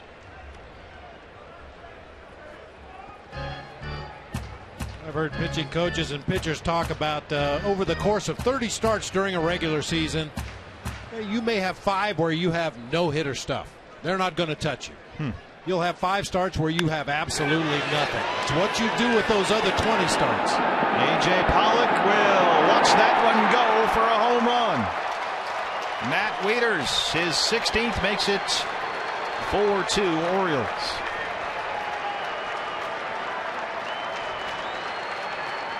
That looked like a routine fly ball to center off the bat. Wieters apparently got some backspin on that one because it just continued to carry. Deepest part of the ballpark. 18th home run allowed by Wade Miley. That was the problem, one of them anyway, earlier in the year. And once again, just a middle of the plate fastball that didn't have a lot of movement. I'm not sure if he's trying to throw 4 seamers, maybe get a little extra velocity, but that ball didn't even wiggle going up to the plate. Straight as a string right in the middle.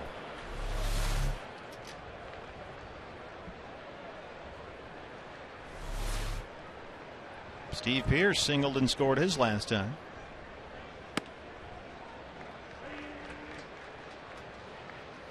Well, just mentioned it a moment ago. He'd only given up 4 homers in his last 7 starts, and now it's a 4-2 ball game as he heads into 90 pitches.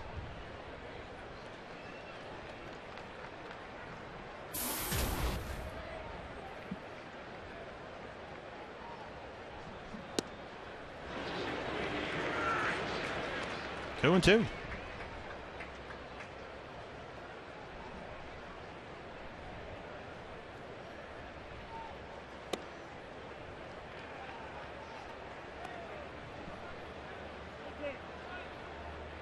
Miley had retired 6 straight. He got the first 2 outs in the 4th before Pierce singled and Roberts doubled for a run.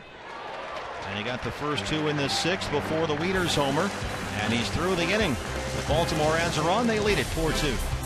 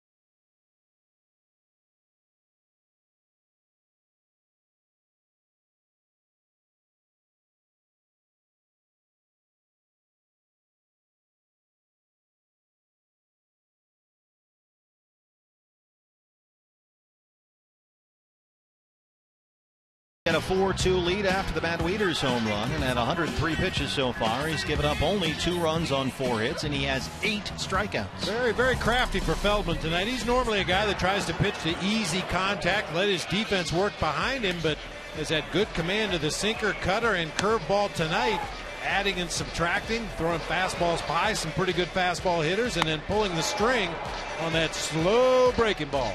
Well, we'll see how long he goes here now that he's over 100 for the ball game already. He's been over 100 pitches 12 times this year.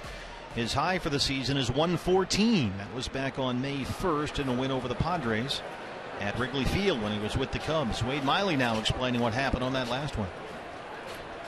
Martin Prado leads off the 6th. He has walked both times up. Diamondback bullpen now. We'll see how they respond. A couple of moves that we mentioned near the top of the show. Chaz Rowe is here. He's been recalled from Reno, as has Tyler Skaggs. Skaggs replaces Cody Ross on the roster now that Cody's on the DL with that dislocated right hip. Zeke Sproul was sent down to AAA. And so Cody on the DL, Sproul to Reno, and here tonight are Tyler Skaggs and Chaz Rowe. So some fresh arms back there for Kirk Gibson. Yeah, talking to Gibby before the game, Josh Colmenter with another 3-inning outing last night, and they felt that maybe Josh starting to show some signs of wear and tear, and all the innings that he's thrown this year out of the bullpen, they just wanted to make sure they had themselves covered in that pen should there be another short outing in the very near future. There's Chaz Rowe, often mistaken for Josh Colmenter on very far away camera shots. That is Chaz. They look alike with those beards. Prado lays off that one. It's full 3-2. There's Josh. Orioles bullpen has some activity down there as Feldman approaches 110 pitches.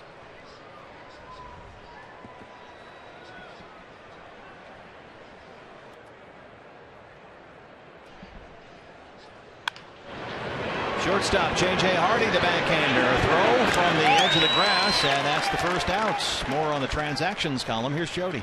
Guys, you mentioned the roster moves and help for that bullpen right now with Colmenter pitching yesterday. Kirk Gibson described the moves, though, as temporary because he's looking toward Trevor Cahill possibly joining the team, possibly starting this weekend on the road trip. He had a pretty good outing last night. Cahill said he felt good, got stronger as the night went on. And the other thing to note right now, playing with a short bench, just 4 position players on the bench, and so look for someone to be added later on. Well, right now Buck Showalter is pulling the old double switch. Nate McLouth is going out to left. Steve Pearce will leave the game, and a new pitcher enters for Baltimore. We'll take a break at Chase Field.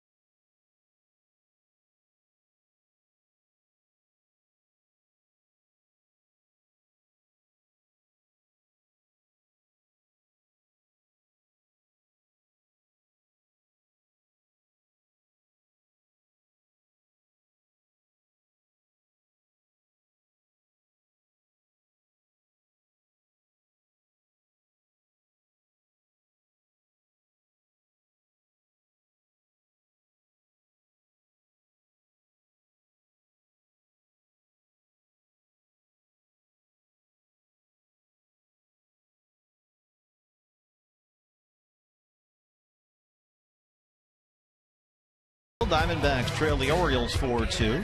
New pitcher for Baltimore, a one-time part of their rotation. Now a valuable left-hand arm out of their bullpen for Buck Showalter. This is Brian Mattis.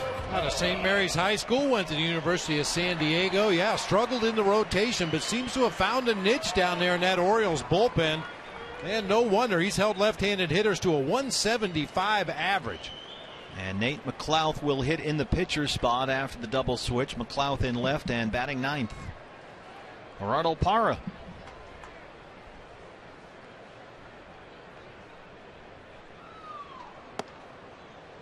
Parra reached on a fielder's choice, stole 2 bases, and scored in the second. Batting stroke starting to come around lately for Parra. He's hit better than .290 over his last 10 games.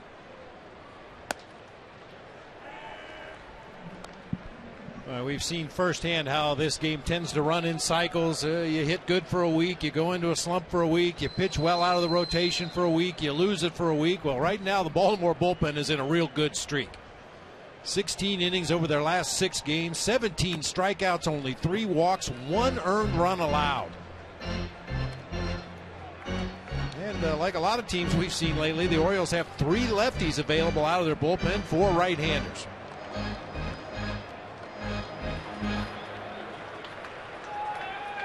They've added K-Rod back there as well, and Jim Johnson has been terrific as the closer. 1-2 to Gerardo Parra.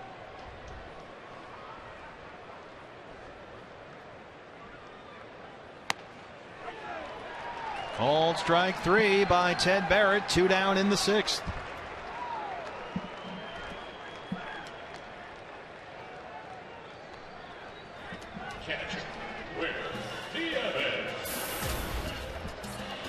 Will Nieves is 0 for 2. He struck out twice.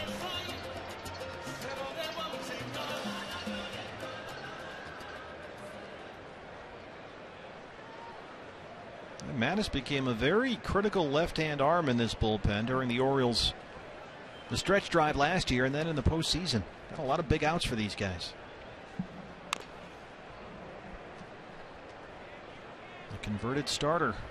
There was a time where the Orioles had the next Cuellar McNally group. There was Mattis and Jake Arrieta, who's now with the Cubs, and a whole bunch of guys, all young pitchers. Some they had developed, some they had acquired in trades, and they were part of the future. This was before Buck Showalter even arrived, but for whatever reason, most of them never did quite pan out. Mattis in a different role. Arrieta's now with the Cubs. And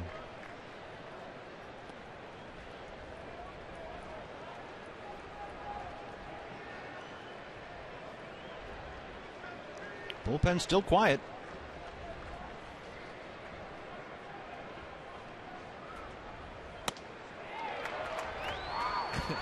I was thinking about Dusty Baker used to have descriptions for every kind of pitcher. We've talked about herky-jerky left-handers, a lot of elbows and kneecaps in their delivery. A guy like Mattis he would describe as a stylish lefty. Very smooth in his delivery, sneaky quick with his fastball. Not really a lot of deception, but really good stuff. Stylish lefty. This is it. There's not a lot of deception there. He does hide the ball well behind his body before firing toward the plate, but no unnecessary undue movement to try to fool a hitter. He just gets himself in a comfortable throwing position and lets it go and trusts his arm. Nieves to right. Markakis. It's a 1, 2, 3, 6th. We'll head to the 7th. Diamondbacks trail at 4-2.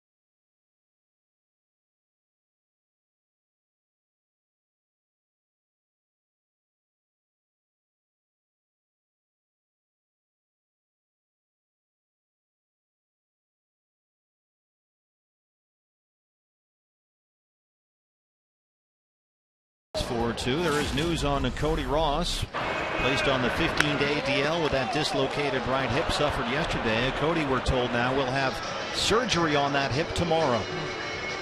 So I wouldn't imagine getting Cody Ross back in Sedona Red anytime soon.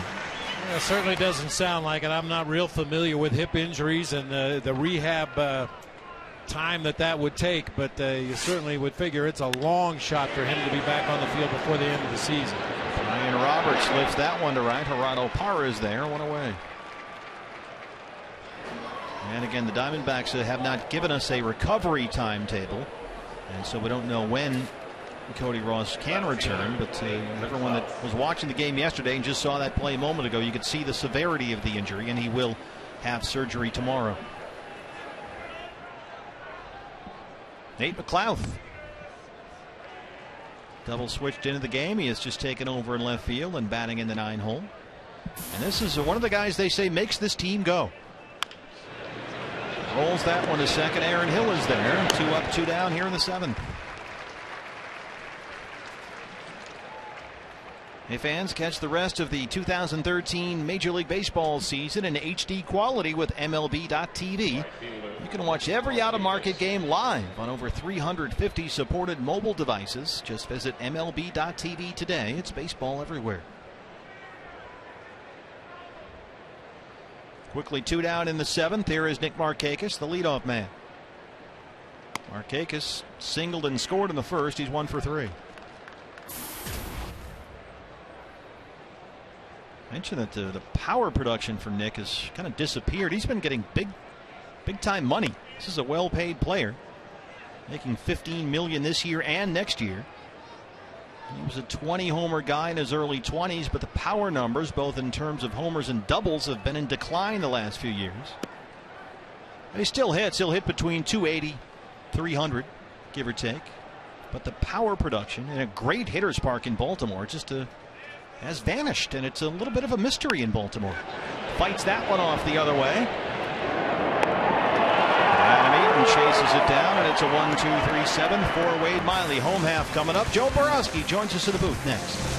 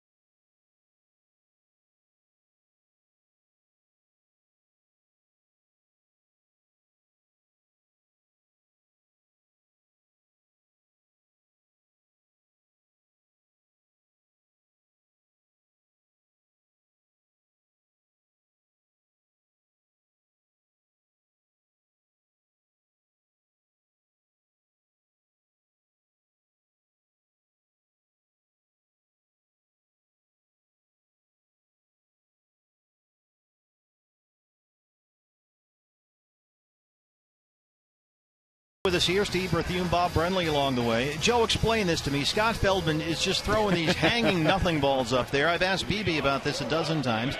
I still don't get it. He had 8 strikeouts. What's he doing right, or what did he do right? This is the only way I can explain it is somebody who's throwing that slow to you kind of tends to make you swing harder than you actually should. You're so anxious to put the ball in play, and a perfect example of it, and I've always wondered about this, was the guy from the Padres, real tall guy, Chris Young. Yeah. He would throw the ball up in his zone at 89, 90 miles an hour, and guys would just pop it straight in the air. And Didi takes one, look like in the shoulder perhaps, or the elbow.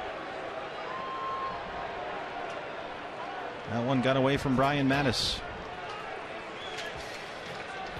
Well, we saw it in his first at bat in the ball game. They're trying to pitch Didi consistently up. Not only did Didi take that one off the right shoulder, looked like it got a pretty good chunk of Matt Wieters back there behind the plate too. Yeah. Oh, off Didi's shoulder and right into the mask of Wieters.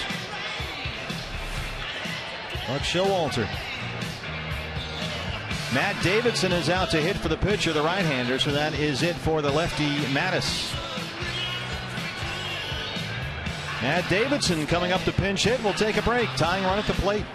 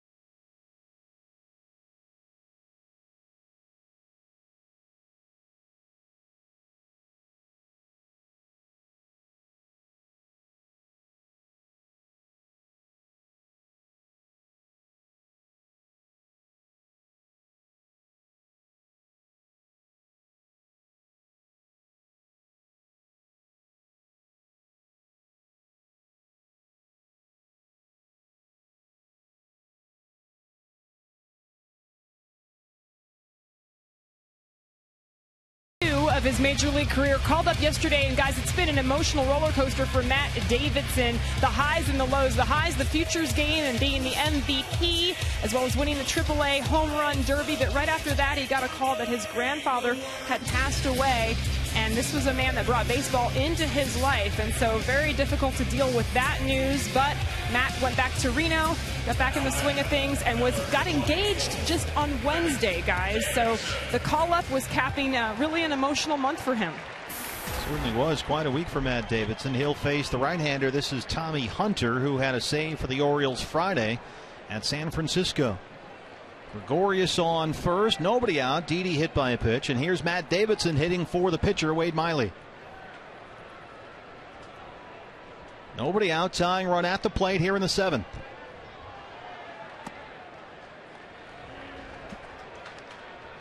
Joe, Matt is a big dude up there with a big swing. Is that something that you might try to take advantage of as a pitcher? Well, as a pitcher, yeah, you would definitely try and take advantage of it. I always enjoyed facing hitters like this more than guys who were just slap hitters trying to put the ball in play, contact hitters, because I think you could play towards that. You know, you fool around with hard stuff in, and then you come out when you go to breaking balls away. So I found that better. The guys who drove me crazy were the contact hitters. The only thing, though, you can't make the mistake to these guys. You can't leave it over the middle of the plate. And you know, Bert, you were talking about the hanging nothing balls that Scott Feldman was throwing. You won't see any of those from Tommy Hunter. This guy can rush it up there. His four-seamer's in the high 90s, occasionally approaching 100 miles per hour. Throws a cut fastball in the low 90s, has a nasty curveball he'll throw in the mid-80s. There's nothing hanging or nothing about his stuff. 2-1. There's that hard cutter at 92 just off the outside corner.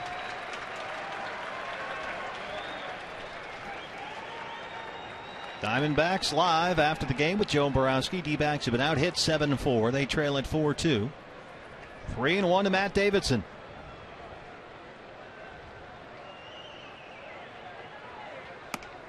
Ball 4. First two reach for Arizona in the 7th, and here's A.J. Pollock. It's pretty nice at bat by Davidson, a guy that's not accustomed to coming off the bench as a pinch hitter, especially facing a guy that throws upwards to triple digits. Laid off a couple of borderline pitches, ultimately takes the base on balls. A.J. tripled his last time up. He's 1 for 3.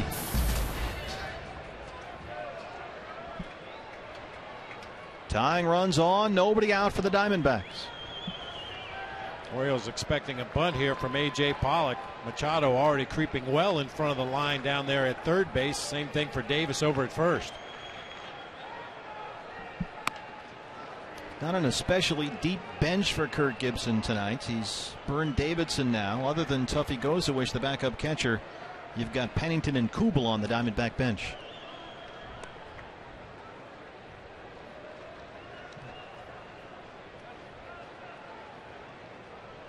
AJ's been swinging a pretty good bat lately. And especially with the corner infielders drawn in as far as they are. A lot of holes out there in the infield right now.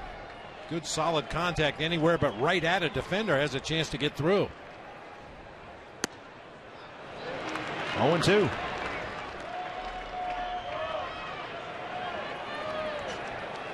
Clearly asking Ted Barrett if that was a strike, and you can see Barrett nod his head. Matt Williams at third.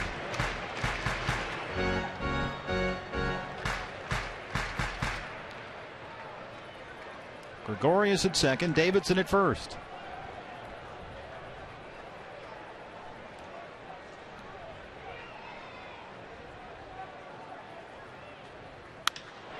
Goes down and lifts that one to right. Markakis tracks it down. Gregorius back to the bag. He was about halfway.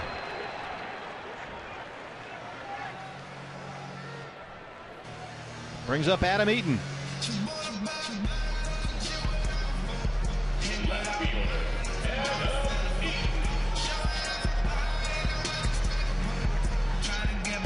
Well, the Diamondbacks, when they were down 1, had Pollock on third with no outs in the 5th after his leadoff triple and could not get the tying run across. And here in the 7th, they have the tying runs on first and second. Nobody out. Now with one away, here's Adam Eaton. Trying to get these runs in. Eaton 0 for 3.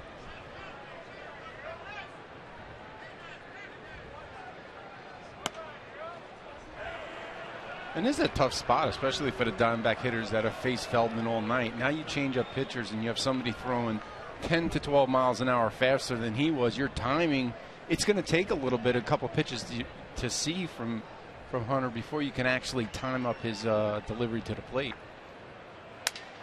Fights that one off, and it drops into shallow center. Gregorius coming home. Orioles kicking around out there. It's a 4-3 ball game.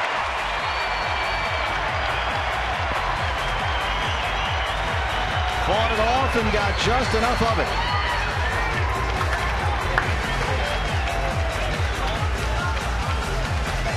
Sounded like that bat died a hero right there. Cut fastball. Got just enough of it to muscle it over Roberts in front of Jones out there in shallow center. Matt Williams, no hesitation that time, was waving Didi the whole way and wouldn't have needed to slide at home plate as Jones had some problems with that ball out there in center field. Here's Goldie. He was 0 for 3 with 3 strikeouts against Feldman, so Goldie's certainly happy to see Hunter out there. Tying run at second base, 1 out. Go ahead, run at first. 97, it's 0-1.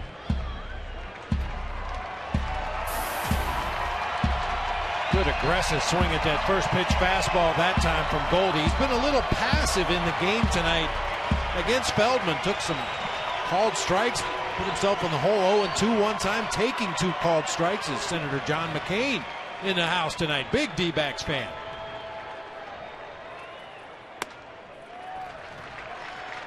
He's bringing the heat, consistent high 90s.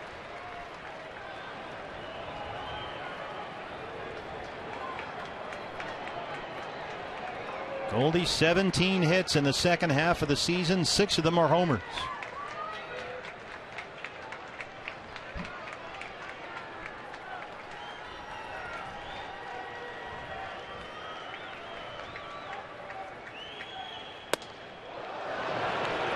He did not go, says Mike DeMuro.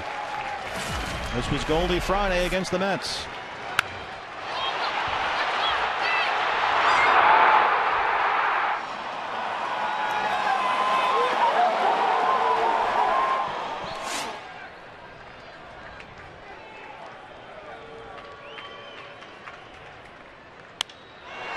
Right field, Markakis. Davidson tags and heads for third. Tying run 90 feet away with 2 outs.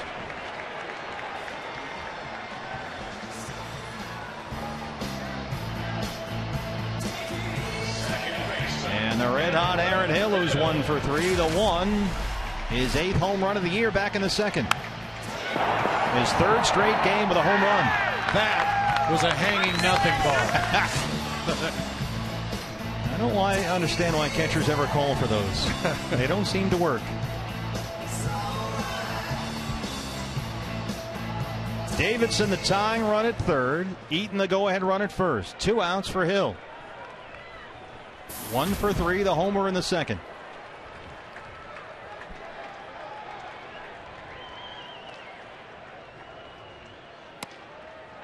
Diamondbacks another chance to get the tying run home from third.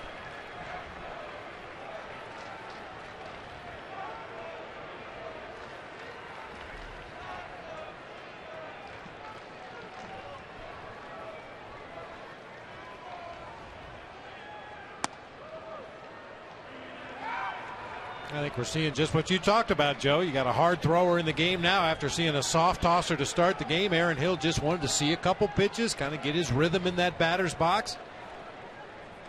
Get ready for that next one.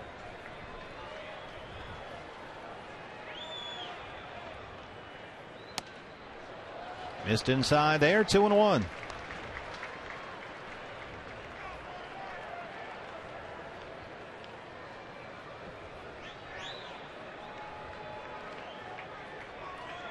Didi getting rubbed on the shoulder after he was hit by a pitch.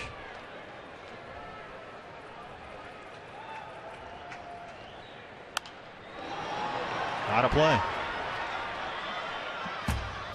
Boy, for a guy that has the ability to pull anybody's fastball like Aaron Hill can, he stays on breaking pitches. When they're up in the zone, he rarely takes one of those. Hit the one from Feldman out of the ballpark earlier in the game. That's a cutter up there, led her high out over the plate. Had a good rip at that one, fouled it straight back.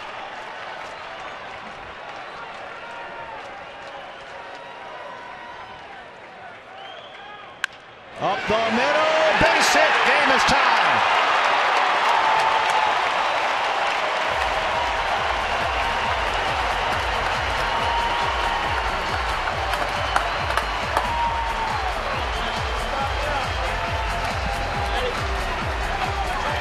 He has hit in 8 of his 9 games this month. 7 of those are multi-hit games.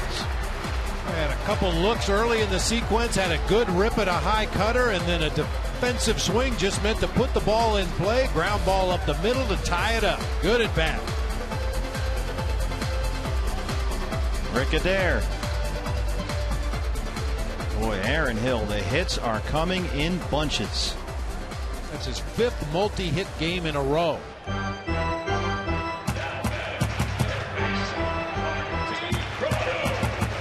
So it's a whole new ball game. 4-4, 2 on, 2 out for Prado. Adam Eaton, the go-ahead run at second. Aaron Hill at first. Prado has been on base twice tonight, a pair of walks.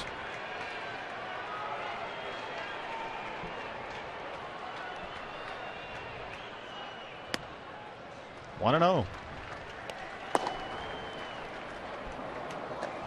Troy Patton, the left-hander. Parra is on deck.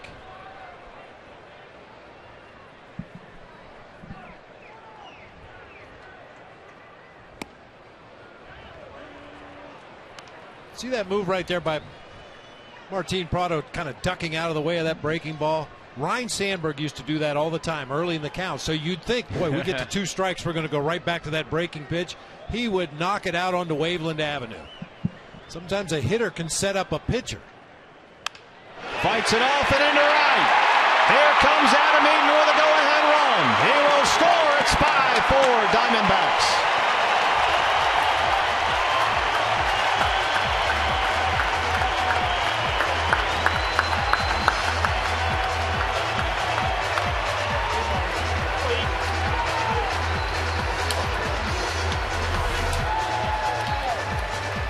Fights off an inside fastball, got jammed a little bit, but muscles it out there in front of Markakis in right field.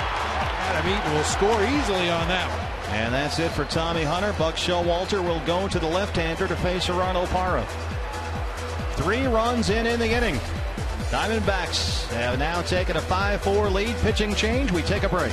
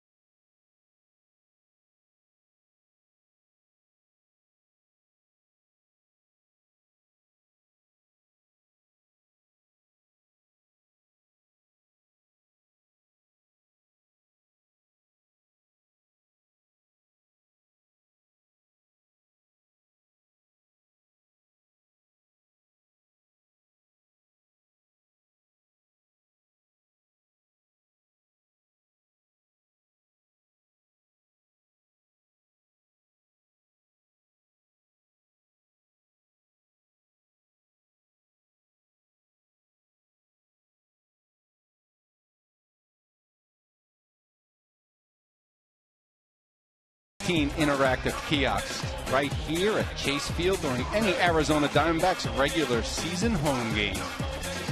RBI singles in this Arizona 7th by Adam Eaton. Aaron Hill and Martin Prado have given the Diamondbacks a 5-4 lead, and now with runners in the corners and 2 out, in to face Gerardo Parra is the left-hander for the Orioles. Their new pitcher is Troy Patton. See his numbers on the season. Fastball slider combination. Occasional change up to a right-handed hitter. He does have a curve, but rarely throws it. 3 runs in the inning. It's 5-4 Diamondbacks. Aaron Hill at third, Martin Prado at first. And here is Gerardo Parra. Parra's 0 for 3. And I think this inning is an example of why sometimes baseball just doesn't make sense. You have Feldman in there for most of the game, throwing balls belt high and getting guys out, and then you bring in Hunter, who's throwing 97, 98, and he's getting hit all over the park.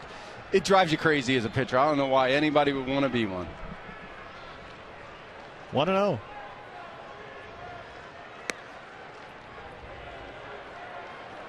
Patton has a little deception in his delivery, unlike Brian Mattis, who I described as a stylish lefty. Patton kind of crossfires a little bit, low arm angle.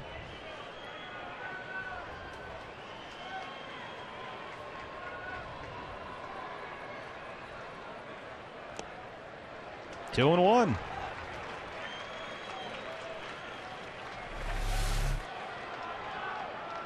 Steps a little bit to that first base side of the mound and throws back across his body with that low 3/4 arm angle. I never know how you guys' elbows ever work after you're done pitching. It's amazing. When you watch those slow-mo replays of the torque. And when we had that Phantom, to watch some of those pictures on there, oh, it's ugly. 2-2. Ted Barrett gives Patton the strike call there, and Parra takes a long walk.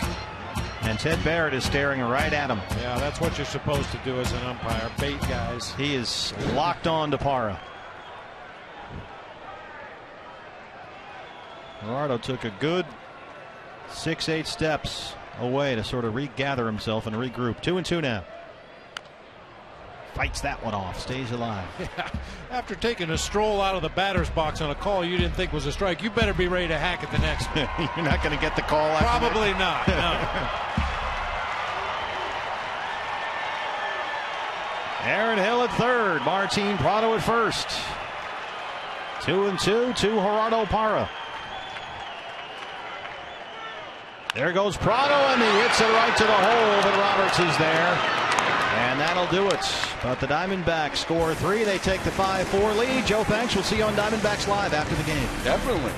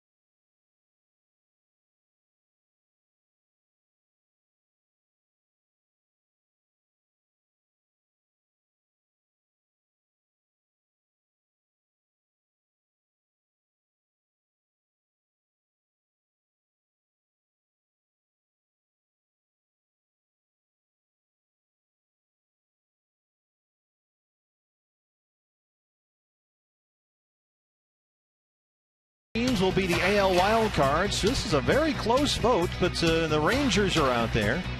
And it's a tie between these two AL East clubs for that second wild card, the O's and the Rays. Mike Showalter on the phone. He's now trailing at 5-4 as J.J. Putz is out there to work the 8th for the Diamondbacks. We saw J.J. work on Saturday against the Mets. He worked the 9th inning, gave up a double and had 2 strikeouts. Been on a nice roll lately. Has held opponents scoreless in 12 straight games and 14 of his last 15. Yeah, since his last blown save on July 1, J.J. has not given up a run. But he's got some work to do here against a very good Orioles lineup. Machado, Jones, and Davis, 2, 3, and 4 in the Baltimore 8th. Machado singled in the first. He's 1 for 3.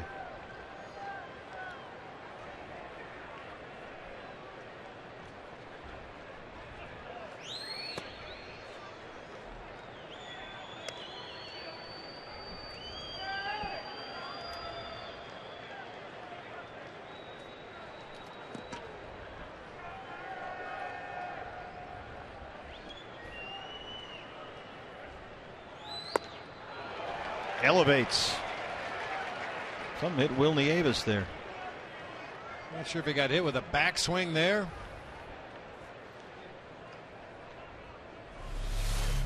He's reaching up for that high pitch and bam. Machado comes all the way around and catches him near that left elbow. That's the second or third time that's happened since Will has been catching on a more regular basis. Already down one catcher. Let's take it easy back there. 1-1 to Manny Machado. Just another merit badge for a catcher.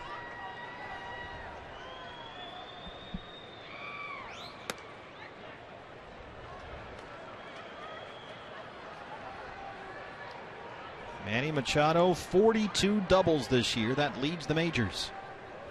21 years old.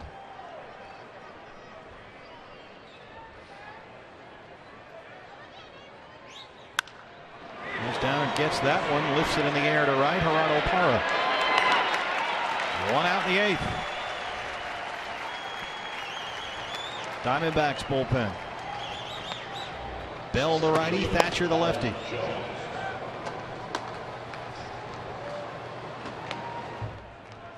Brings up Adam Jones, who's 0 for 3. Got a 9-game hit streak on the line here. He's at .302 on the season, but he's batting better than .470 in August.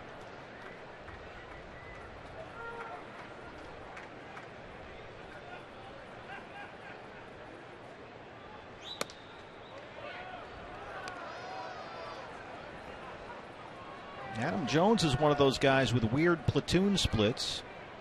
Only hits about .250 versus lefties, but he's crushing right-hand pitchers this year at a .325 clip. Down and away. In the air, right center field. Pollock, Parra. Gerardo Parra wants it. Loud out number 2. Well, we know the roof's closed, the panels are closed, but it seems like there's a wind tunnel out there just to the right of straightaway center. That was another ball. Looked like a routine pop-up in the medium depth right center field. Carried nearly all the way to the wall out there. Boy, this is no picnic. You come in a 1-run game in the 8th inning, and you've got to get Manny Machado, Adam Jones, and Chris Davis. He's had Thatcher warming. Davis is up there, and this is a custom-made spot for the new Diamondback left-hander. We'll take a break.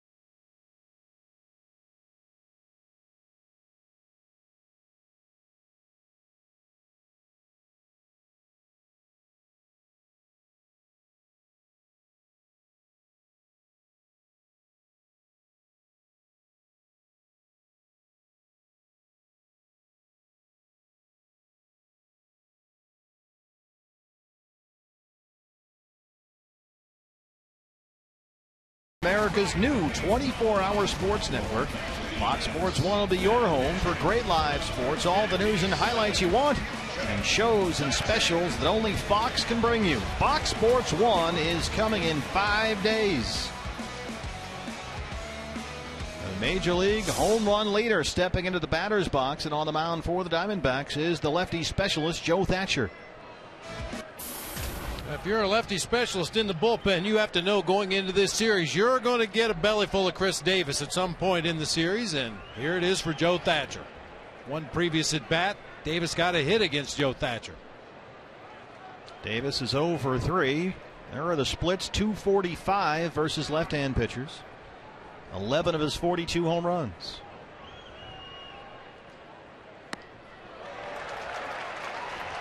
This guy's just no picnic to face, Joe Thatcher, I bet, if you're a left-hand hitter. Oh, it can't be. Everything about his delivery. Steps way over to the first base side, hides the ball well, low arm angle, sweeping breaking ball that he starts right at the left-handed hitter, breaks it all the way across the plate at times. You've got J.J. Hardy on deck. Heath Bell still throwing for the Diamondbacks. It's 3-1. And obviously with this guy you have to be careful. Hardy on deck. He's a right-hand hitter. Heath Bell still throwing in the Diamondback bullpen.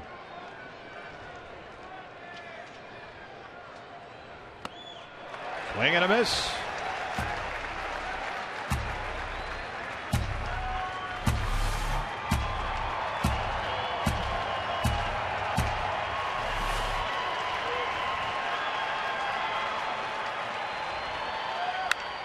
Lifted in the air to left. Adam Eaton at the track, at the wall, and that ball is gone. Chris Davis, his 43rd. It's 5-5.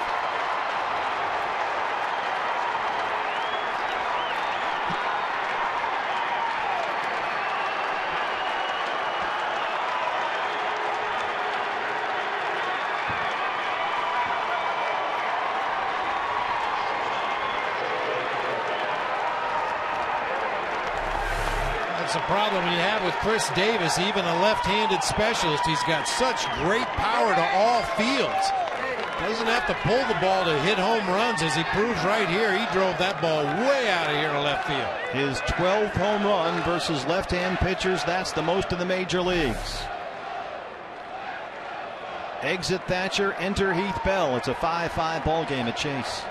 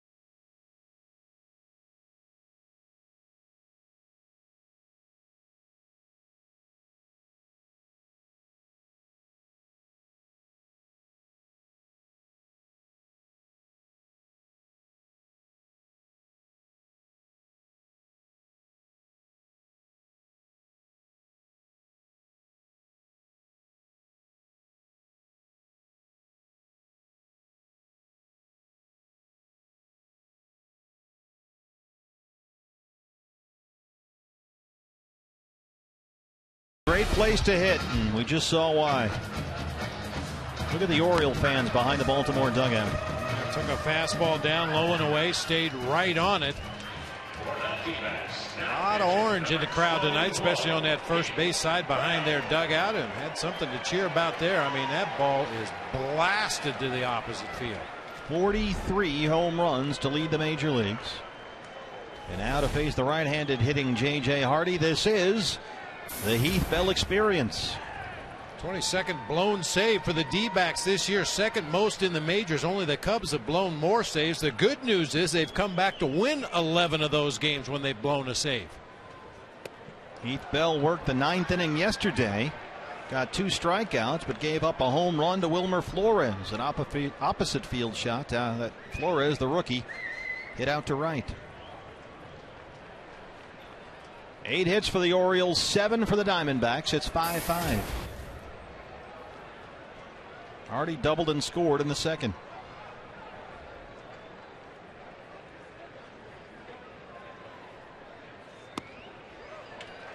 And you got to be careful with this guy too. 3 straight 20-homer seasons. Only 2 other Baltimore shortstops have ever done that. Miguel Tejada and Cal Ripken Jr.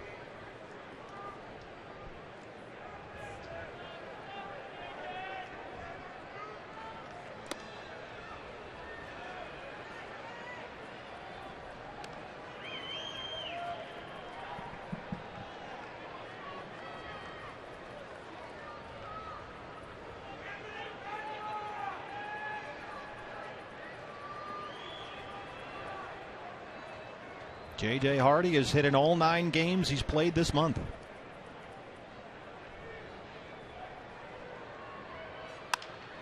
Drives that to right. Parra's there. And that's the end of the inning. But Chris Davis hits his 43rd to make it a 5-5 ball game.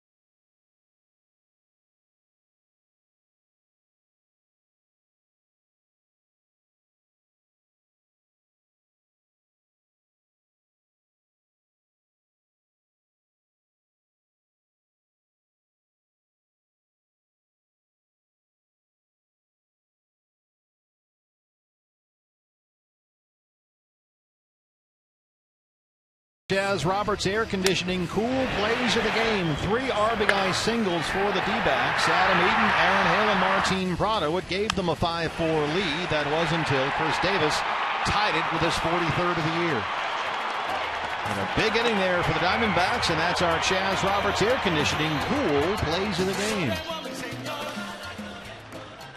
5-5 as we hit the home half of the 8th. Will Nieves, Didi Gregorius, and the pitcher's spot due up for the D-backs. Nieves is 0 for 3, struck out twice.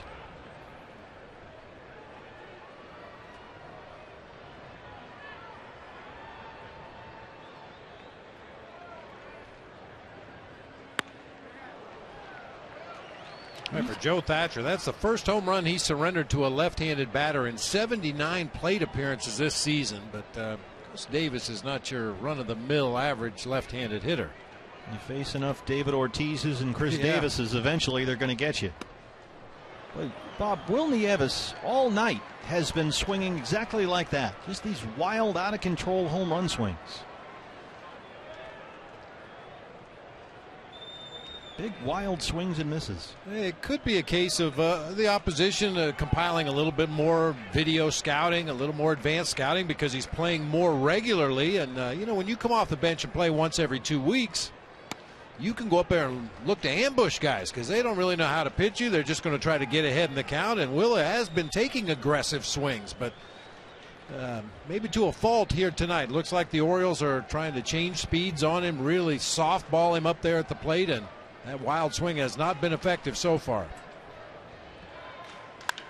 Drives that one to left field. Will Nieves, and it is gone! His first home run of the year. 6-5 D-backs. Keep swinging. Swing hard in case you hit it, Will. He got just enough of it to give the Diamondbacks the lead. That's a Fulton home run and another $150 to Central Arizona Mountain Rescue. You swing as hard as you want. Boy, I'll tell you what, he measured that one just perfectly, too. Looked like it hit right off the top of the fence out there in left. Inside part of the plate, fastball, got the barrel on it. Boom, right off the top of the fence and on out. He knew what he was doing. Here's Didi.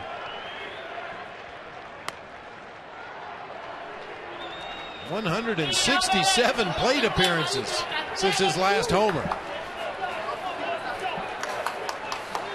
And what a time for it. Back and forth we go. What a ball game at Chase Field tonight. 1-1 to Didi Gregorius.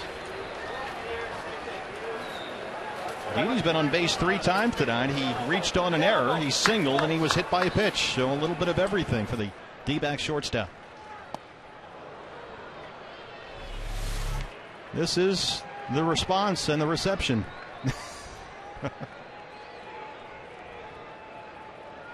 Popcorn shower in the dugout. 1-2 to Gregorius. And now it looks like Brad Ziegler will warm up for the Diamondbacks. 6 runs, Bob Brenly. I'm surprised you didn't lead with this. Talk about burying the lead. I was so excited for Will Nieves' first home run of the year. I forgot that means tacos. Sometimes you gotta live mass.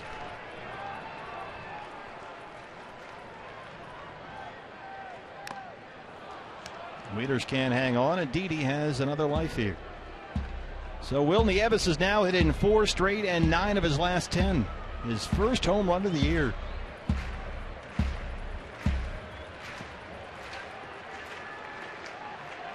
Eight hits apiece. D-backs lead at 6-5. He's off that. It's full.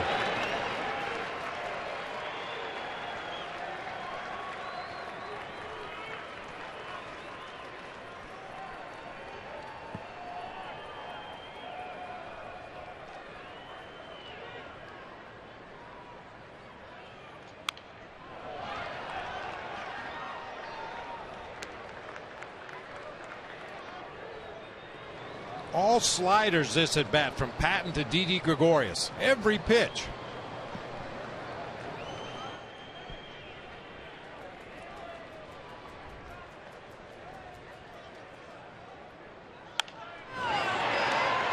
Pops it up into left field. Nate McLouth is there. And keep in mind it's a short bench. We've already seen Matt Davidson. And now Jason Kubel will pinch hit for the pitcher. So it's just Pennington and Gozawish left on the Diamondback bench.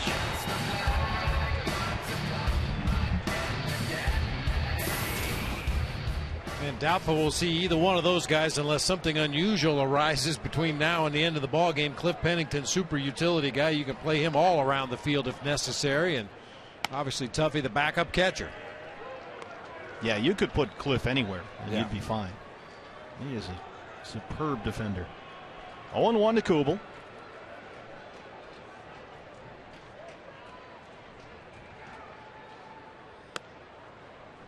Jason Kubel since May the 1st, 60 strikeouts and 20 RBIs.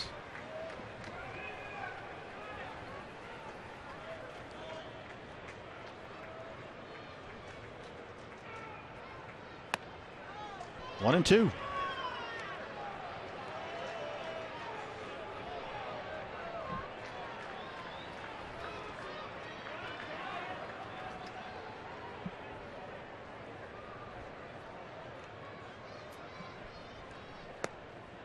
Lays off that. It's even 2-2.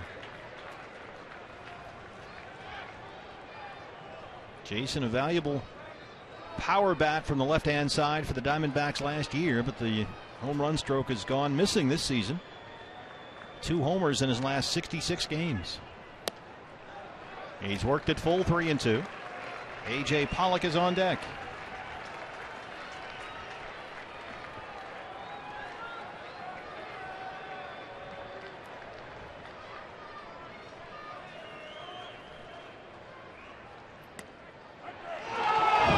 Called strike 3 by Ted Barrett.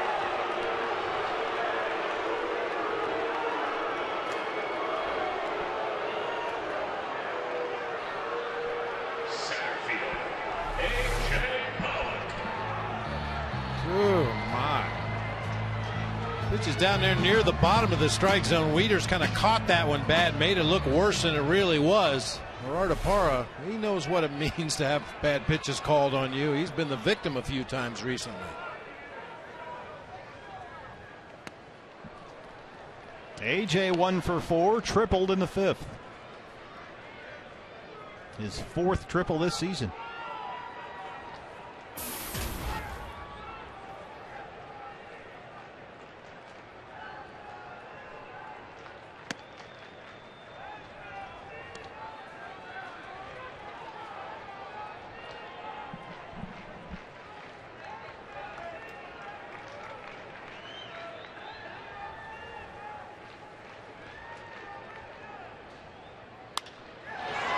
In the air to right center, Markakis and Jones. Markakis in front of the pool. And that's it. But Will Nieves, his first home run this season, has given the Diamondbacks a 6-5 lead. We will head to the 9th. CenturyLink, your link to what's next. The closer is coming in.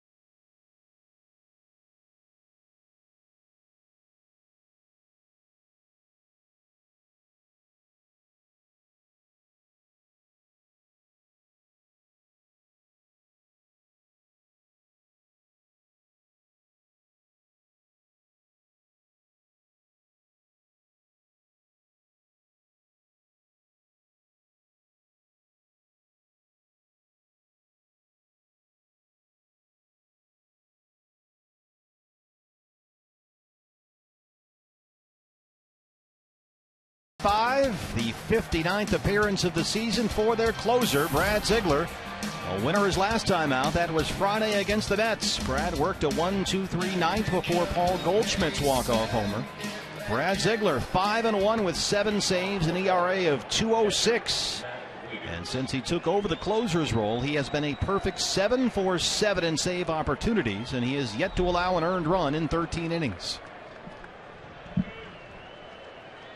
He'll work to Matt Wieters to lead off the 9th. Will Nieves, his first home run of the year, has made it 6-5 D-backs.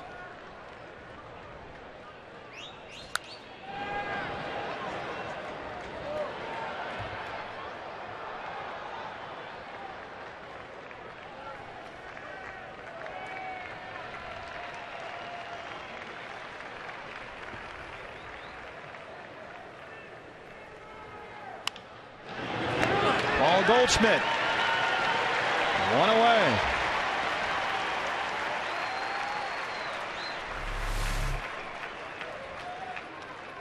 Goldie not quite guarding the line down there at first base, but in a perfect position as Wieters hits that one right at him, and as usual takes it himself. Pitcher spot is due up. Henry Urrutia will hit for the pitcher. Urrutia from Cuba, signed by Baltimore last year. This is his first year in their system. He's a big dude, 6'5", 200. Played 52 games at Double-A Bowie, hit .365. Went to Triple-A Norfolk and did better than that, .367. You see Prado went on the grass at third.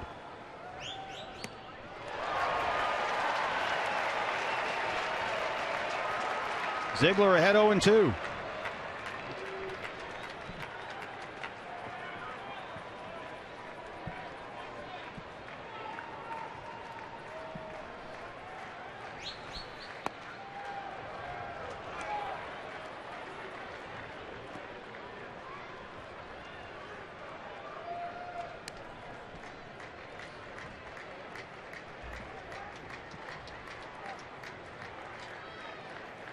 Little bit of everything here tonight at Chase Field.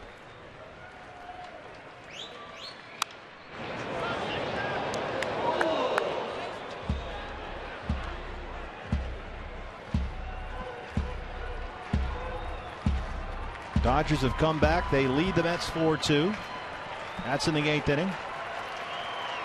Reds 2-0 winners at Wrigley Field.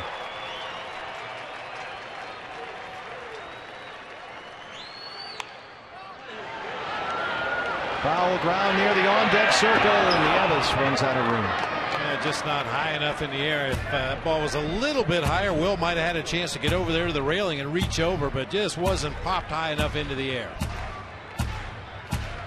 Let's go ahead and make him our APS Energy All-Star. The go-ahead home run in the 8th inning is first of the year.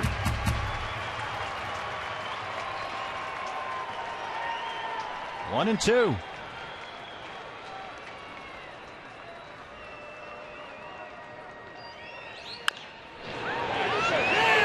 Gets through. Urrutia, a pinch single, tying run aboard with one out.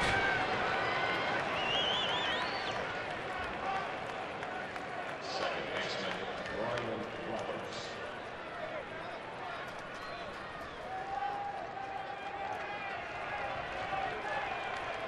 Heath Bell on record as the winning pitcher right now, and if Ziegler can close this out.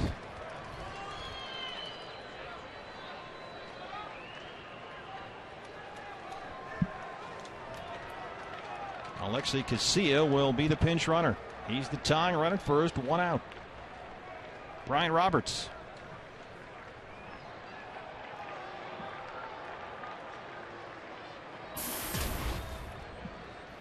RBI single in the second, RBI double in the fourth. He flied out his last time up.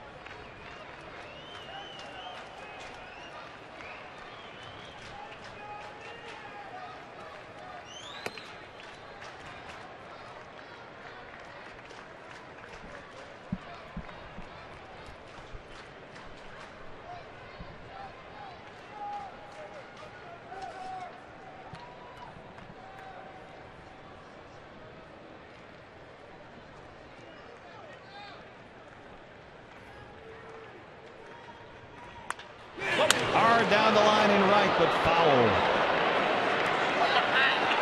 Too hard even for Wayne Laskin down there.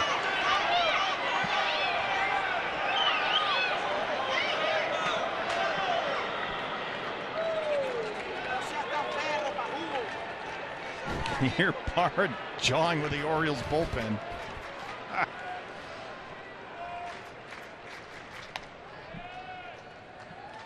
Gonna have to get him involved in public relations somehow.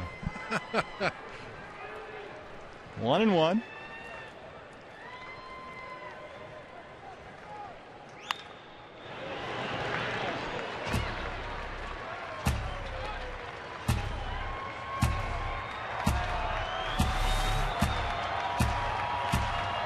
Coming at you.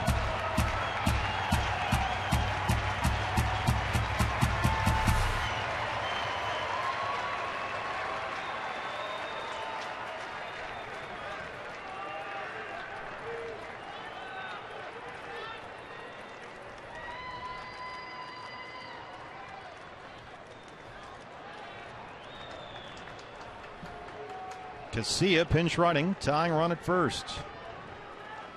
Longtime Minnesota Twin.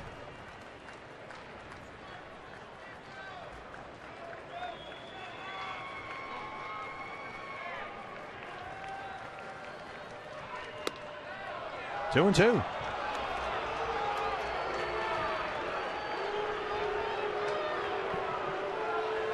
Anytime Brad Ziegler's on the mound, you know what we're looking for, that ground ball double play. He's induced 80 double plays since the 2008 season, the most among all major league relievers.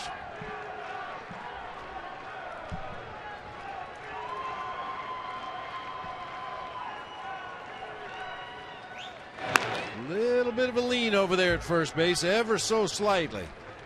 Do you think you would risk starting Casilla just to avoid that double play, knowing that Brad Ziegler is that's sort of his specialty? Or do you just sort of have to hope it doesn't happen if you're Baltimore? I think it really depends more on the hitter than anything else. Casilla's got great speed over there at first base. He can steal a base. I don't think there's any question about that.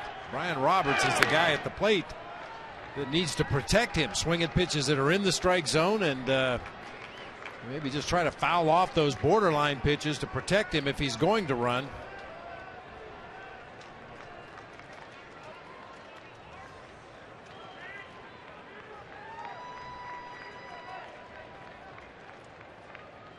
There goes Casilla. He takes off, pitches wide, throw from Nieves is not in time. Orioles get that tying run into scoring position. Casilla steals it. Always extra tough when you have a sidearm sinker baller on the mound. That ball naturally is going to tail away from the left-handed hitter, and that makes it tough on the catcher to get that ball, close the front shoulder, make a strong throw. And with the speed of Casilla, it just didn't have a chance that time. First base is open.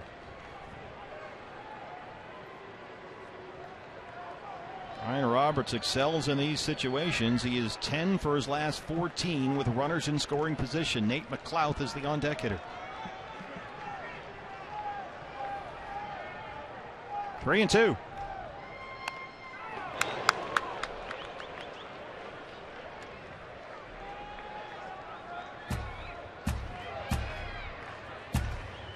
This is hit or be hit. And that ball is headed for his belt buckle. He pulls it back over his right shoulder into the camera well over there on the first base side.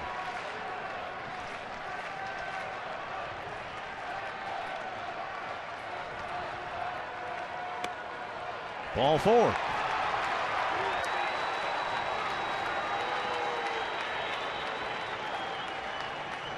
Here's McLouth. Left fielder Nate McLouth was double switched into the game midway through. He grounded out his first and only time up. He has it safely in 5 straight games and 11 of his last 13. He's hitting better than .310 since the All-Star break. And he is not an easy guy to double up in. He's approaching 400 at bats on the season. He's only grounded into 4 double plays.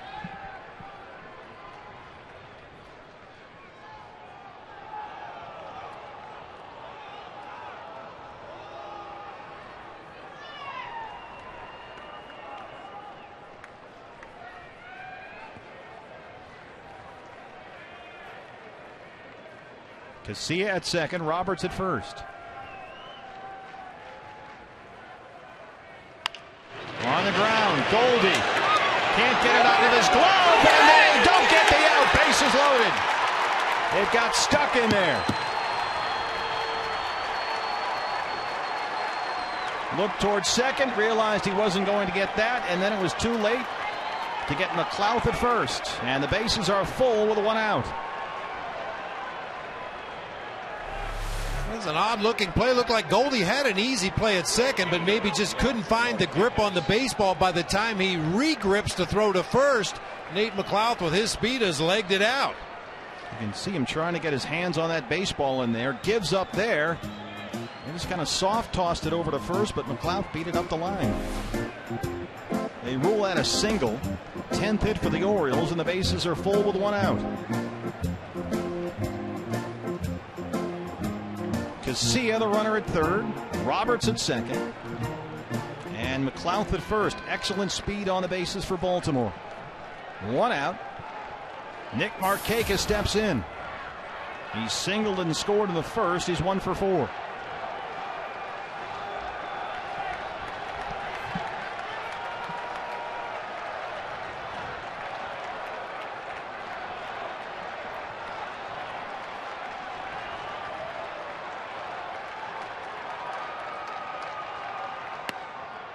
I'm kind of curious as to how that was a base hit. Yeah, that's hard to figure. I mean,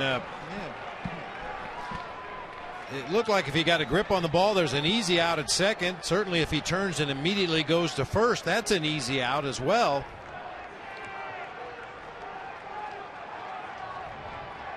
One and 0.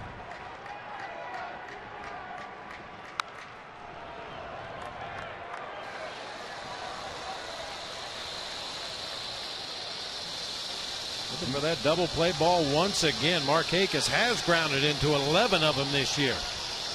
Casilla at third, Roberts at second, McLouth at first.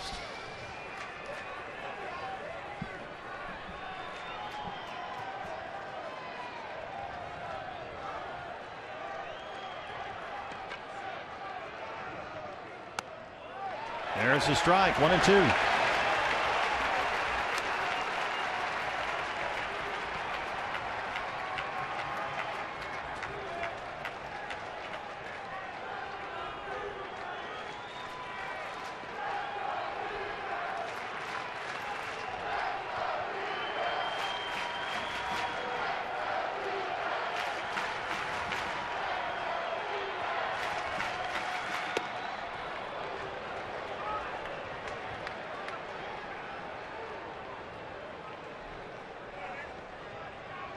Well, that was very nearly a tie game on a hit by pitch. That pitch sailing right in at the knees of Nick Markakis. Got out of the way at the very last instant.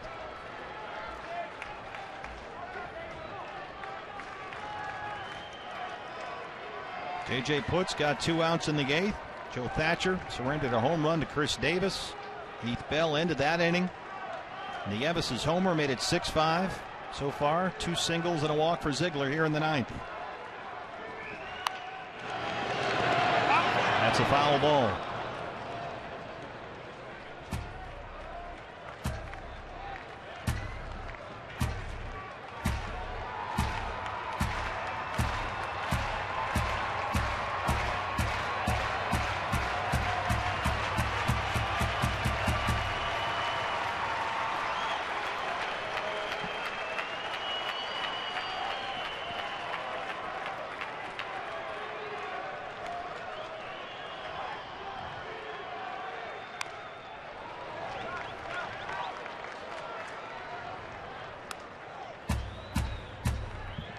This nerve-wracking. Yeah, a lot more changeups tonight than we're used to seeing from Brad Ziegler as well. I think he's just he doesn't trust his own stuff tonight, whether Will Nieves is calling for those off-speed pitches, but the Oriole hitter's just able to foul them off, stay alive in the count. Usually that heavy, hard sinker down in the zone gets the ground balls. Lifts that one in the air, down the line in left, and it is a foul ball.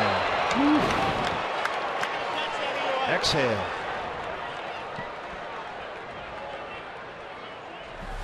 I was just watching Nick Markakis. The hitter usually knows very early on whether the ball's going to hold its line and stay fair or slice into foul territory, depending on the kind of contact you make at the plate. And Markakis only made it a step or two out of the box and then stopped.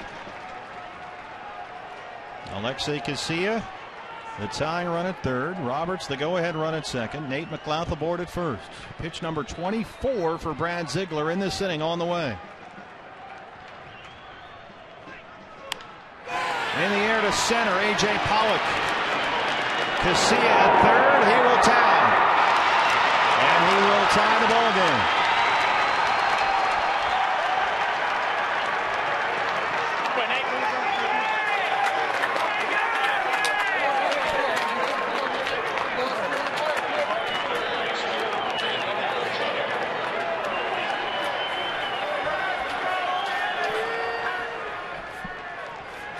Play with fire. The Diamondbacks all season long, over 55% of the time in a save situation, they've allowed the tying run to get on base. 24 out of 43 times the tying run has reached base. Boy, that Goldie play at first hurt him. Yeah. There's no way around that. Manny Machado, 1 for 4, singled in the first.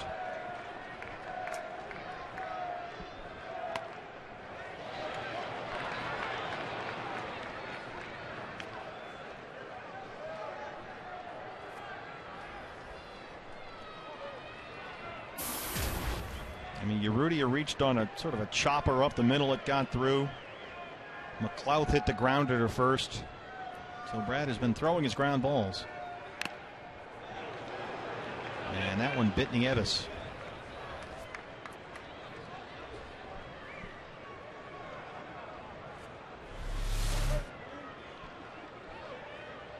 Oh, right off the left knee. There's kind of a double pad there as you get down into your crouch position, but it doesn't matter if it's triple or quadruple padded. You're going to feel that one right down into the center of your knee joint.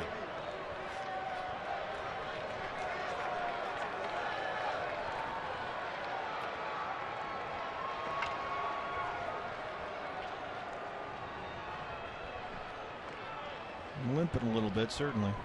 I want to get your rest, Tuffy.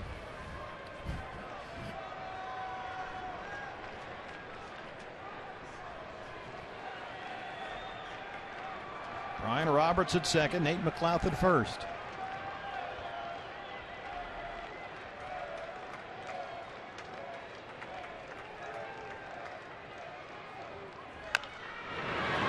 On the ground to third, that's a foul ball.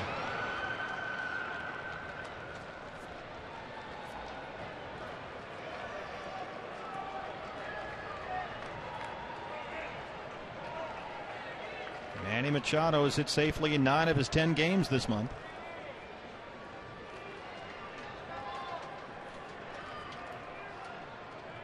He's behind here, 1-2.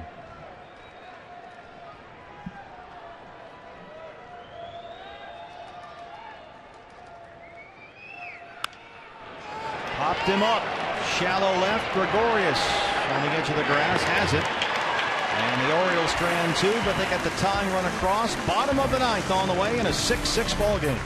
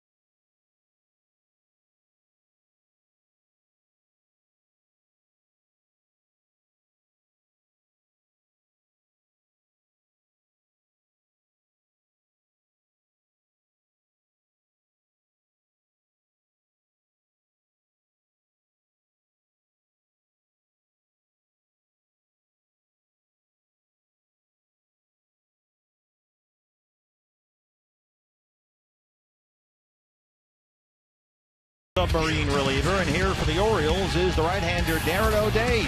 His 54th appearance, a superb 2.31 ERA. He has not allowed an earned run in 41 of his 53 appearances this year. Bottom 9 at Chase Field in what is now a 6-6 ball game. Back and forth we go. The Diamondbacks against O'Day will have Adam Eaton, Paul Goldschmidt, and Aaron Hill 2, 3, and 4 in the 9th inning. This is a wild ball game here tonight. We've given you a little bit of everything, but that's Diamondbacks baseball. I'd like to give you a great finish here against the Orioles version of Brad Ziegler. O'Day with that submarine delivery. Adam Eaton, RBI single. He scored a run his last time up. He's 1 for 4. He's now hit safely in 5 straight games.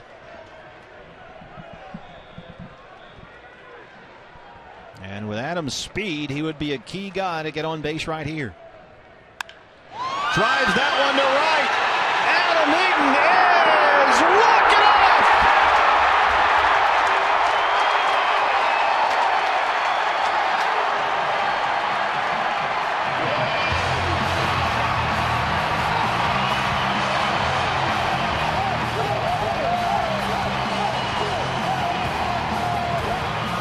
That's a Fulton home run. Another $150 to Central Arizona Mountain Rescue.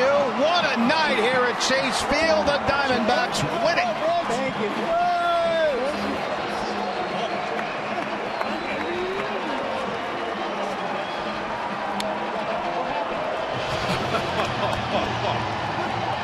What a cherry on the Sunday here tonight. We've had a little bit of everything, some good, some bad, some mediocre, but none better than a walk-off home run into the RamTrucks.com pool area. Nice going, Adam Eaton. Adam Eaton in his last 5 games, 2 walks, 6 runs scored, and 8 hits, including his first career walk-off into the pool at Chase Field. Look at that shot, huh? How about that? Jody Jackson has tonight's walk-off hero. Jody. That's right, first career walk-off for Adam Eaton. Adam, how does it how does it feel? You're full of dirt. You now have a bubblegum hat. How does it feel right now to win in this fashion? Well, I don't know. I blacked out. What happened? That was awesome. It's good to get the win. It almost feels like you guys did it twice. Obviously, Will Nieves. I guess we knew that was coming. Did you know that was coming? No, I've never done this before, so I don't know what. Wow. They say it's painful to win in walk-off fashion. This is what they need. This isn't painful at all. Not like you guys did it twice, though. Obviously, with Chris Davis with the home run, and then Will Nieves with the home run to lead off the inning, and then you didn't take much time at all to settle that there. Just tell me about the pitch that you got from Darren O'Day. Well, like I said, I have no idea what happened, and I blacked out. I hit it. I don't know what happened. I'm just glad we got the win. I really don't know what happened. I guess it's like that when you win in this fashion. But obviously, what you've been through this season, though, can you just tell me in a few words what it feels like to be able to do this for the team? It's great. You know, it's been a tough season, and to be able to come through for the teammates like that, it's great. It feels great. Adam, go enjoy. Thank you. I have a feeling he's got a shower in his future. He's got a lot of dirt on the neck and everywhere, thanks to Martin Prado and the guys. But definitely an exciting night here at the ballpark, guys. Well, indeed it was, Jody, and our night